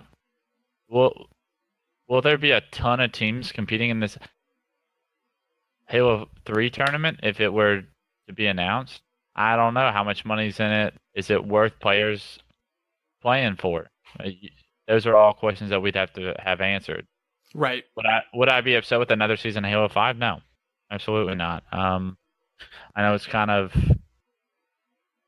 after 3 years, a game gets old. Halo 3 got old after 3 years. of playing it professionally. I mean, it's just bound to happen. I'm not sure. I definitely, we need something, and I'm excited to figure out what they've come up with as far as where we're going.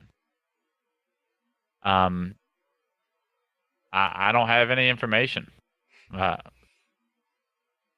I wasn't expecting you to share if you did.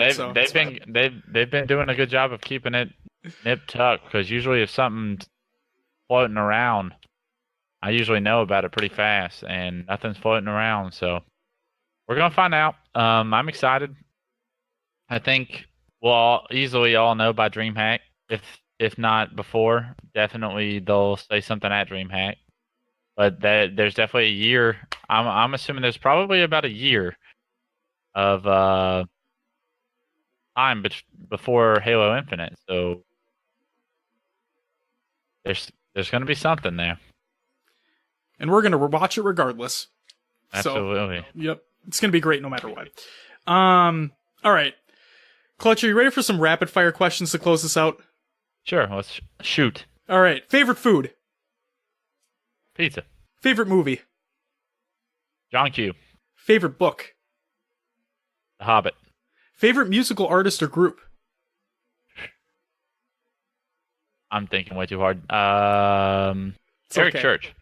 All right. What is the soundtrack to your life? X's gonna give it to you. Oh, fuck yeah. That's great. Favorite actor or actress? Denzel Washington. Great answer. Favorite sport and team? Baltimore Ravens. I think we already knew that one. That was a stupid question. I think I already know the answer to this one, too. Favorite Halo game of all time? Halo 3. Favorite video game of all time? Halo 3. Best teammate? Snakebite. Worst teammate? Oh. Like, playing-wise or attitude-wise? Fuck, it doesn't matter. Arcanum went to jail on me. I gotta throw him under the bus. All right. Best professional Halo player of all time? Snakebite. Worst professional Halo player of all time? Effie the Box. What are you up to, and where can people find you, Clutch? You can find me on Twitter, on Instagram. My ad on Twitter is @Wes_Clutch. My Instagram is Wes Price with 2 E's at the end of Price. And follow me, tweet me, ask me any questions. I'm usually pretty open. Let me know if you need anything. And hopefully I'll be at Atlanta DreamHack. Come up to me, say hey. We can talk Halo. Let me know how your team's doing. Hope you're all competing in it. If not the Halo 5, then the Halo 3. Hell yeah. And obviously we'll include links to the Twitters and the Instagrams in our show notes, so you don't need to worry about that. Clutch, Wes, thank you so much for taking your time to do this interview. We greatly appreciate it more than anything. Absolutely. I love doing anything for the community, just helping produce any content whatsoever. I honestly need to do more myself, but yeah, any opportunities that I'm ever given, I like to take them and run with them. So I appreciate you guys having me. Hey, not a problem at all. Listeners of the show, we hope you guys enjoyed. And now back to your regularly scheduled episode of HCS Pro Talk.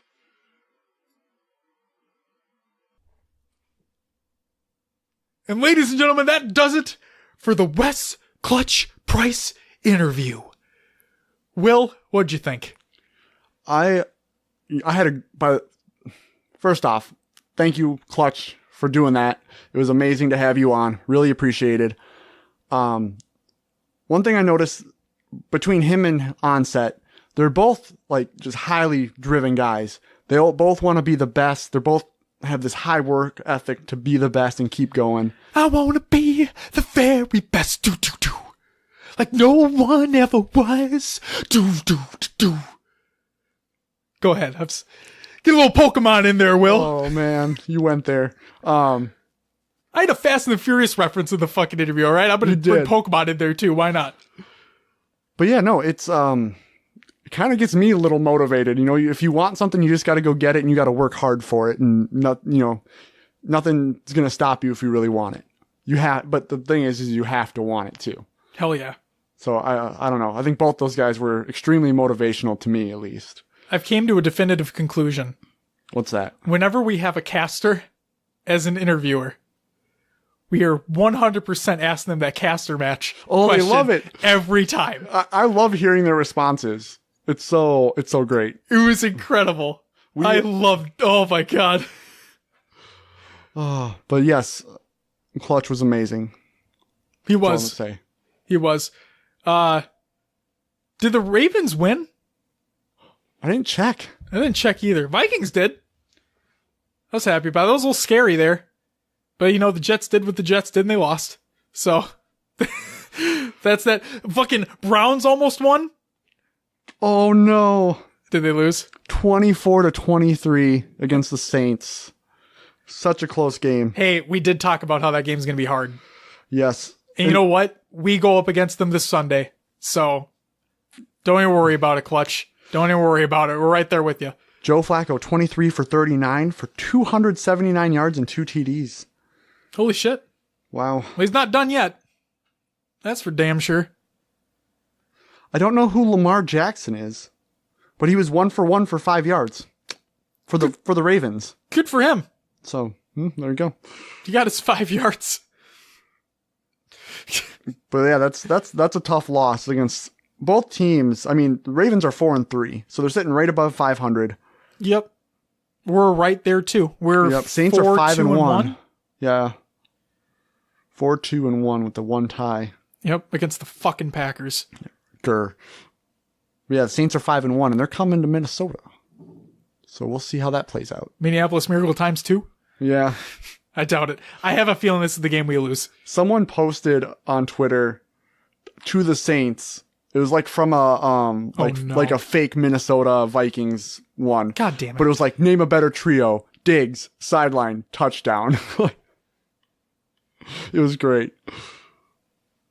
I have a better. Oh no, what is it? Sean Payton, US Bank Stadium skull chant. Oh, He ate his fucking words that day, though. Did. Oh man, that was insane. But yeah, we're doing what we normally do. Get off topic on the show. Clutch, like Will stated before, thank you so much. It was an honor having you on the show. We can't wait for people to hear it, and we hope they enjoyed as much as we love conducting it. And yeah, we hope we don't hope. We know you're going to kill it at Atlanta. You're going to be just fine. And as I stated multiple times throughout the interview, I love what you, Clutch, bring to the table in regards to the analysis and the casting. I think we need more of that. And it's such a shame that we've gotten it so late in competitive Halo 5's life cycle. But here's hoping with Infinite you're back on the stage and telling it how it is. It's great. Will, anything else you want to talk about for this interview before we move on to close out the show, Will?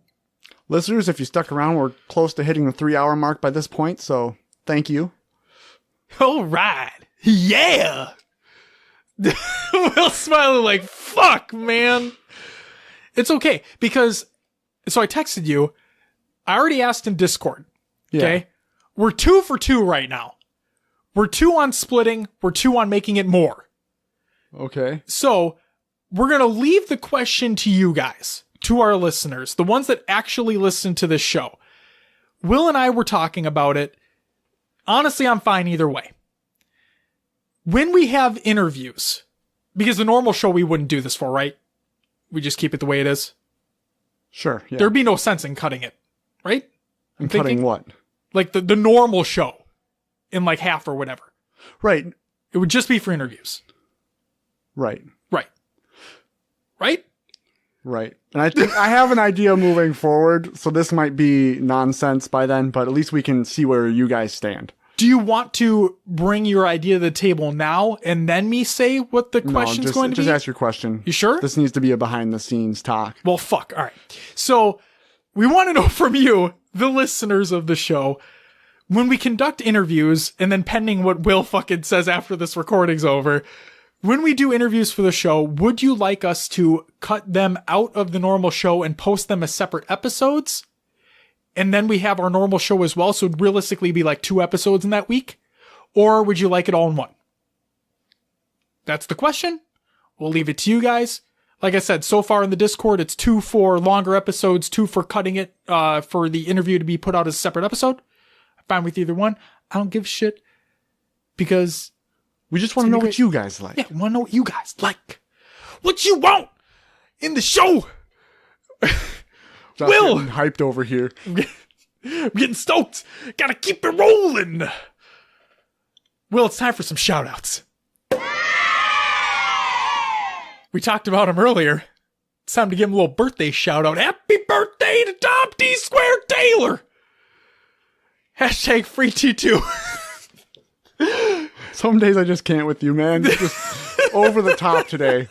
You are over the top today. I gotta bring the pizzazz. You know what I'm talking about? We just got done with that Clutch interview earlier in the week. I mean, we're posting it now, but I mean, we gotta act like we just got done with the interview. Woo! All right. Next shout out to Muggsy for keeping the HCS content pumping for the official HCS Twitter account. Time to see what you do in the off season, broski. No, you're doing great work. Keep it up. Will, would you mind doing me a solid? Talk about some community creations. As always, go check out Meme Monday on Reddit. It's like a staple now. We have to have it every week. We should just have a Meme Monday segment. I'm just fucking kidding. We also have, is it Flop Lek Duelage? It says edited by Wings. It's a YouTube video. Josh pulled it in. Do you want to talk about this, Josh? Yeah, it's a montage. Well, it's a dual-tage, so 2 people in one montage of Floppy and Kolek. Oh, nice. And it's awesome. And you should definitely check it out. It's radical, dude. And then if you want more community creations, you should check out the official community creations from 343 mentioned earlier in the show. That link will be provided in the Google Doc with the show notes. Josh is dancing over here, but you can't see that because we're a podcast. We're an audio podcast. He's getting some Ric Flairs in there. Yes, he is. Woo! All right. All right. Is that it for community creations, That's Will? all we got. Will! Comes that time where we at the end of the show and you do something in this time. Yeah. Where I stall for just a little bit longer. Keep the people on the edge of their seats. What's Josh gonna say? What is he gonna ask Will to do? Well, guess what, Will? I'll tell you. It's plug the show. You can find us on your favorite podcast services. Just search for HCS Pro Talk. We are on iTunes, Google Play, Podbean, Stitcher, and Spotify. Leave us a review and let others know about the show. Join our Discord and join the community discussion. We have a lot of great talk in there. A few different text channels. There's an IRL, looking for group. Whatever you may be interested in, we're there to chat. I don't check it enough, and I know that's my bad. I need to be in there more. But Josh is very... what's the word I'm looking for? Active in the Discords. Just tag Will. Yeah, just tag He'll me. respond. Then I'll see it. After I tell him to respond. We do have our Xbox Club for future community playdates. This is how we were able to get invites and game invites out. Josh perked up when I said community playdate. Holy fucking shit, I forgot about this. So, Podcast Evolved. Yes. One of the Halo lore podcasts. They've reached out to us and asked if we'd be interested in doing like a combined community playdate. Yeah. But not only that, like what we were talking about and like what the listeners want, a scheduled community playdate. One that happens more frequently, if we're able to. And I said, definitely down. We just need to find a time that works. That's the tough part. Yeah, and finding time is always tough, especially in busy lives, whatnot. But that's why we kind of schedule them when we can here. Yep. But if we want to start talking about it, getting that going, definitely that's something that might happen in the future. Hell yeah. So there we go. Join the Xbox Club for more information. Join Discord for more information on that. We have our Spartan Company. If you haven't joined it already, do it, because we're never going to get Achilles. And if you haven't gotten Achilles in your other Spartan Company, you might as well not get it in ours. Hey, you know how you're not having success in that other thing? Come not have success in ours. It's way better. Why not? You can find us on Twitter, Instagram, Facebook, YouTube, and Twitch on those social media sites. Search for HCS Pro Talk for all your HCS Pro Talk needs. Josh, what do we got on the next episode? We're going to discuss the future of Halo esports with our fantastic and wonderful and loving and actually motherfucking respectful community. That's what we're going to do next week, Will. All right. It's going to be a good time. Can't wait to see you. It's going to be great. Is that a fucking flashlight pen? It just lights up. The logo? The logo, yeah. That's dope as fuck.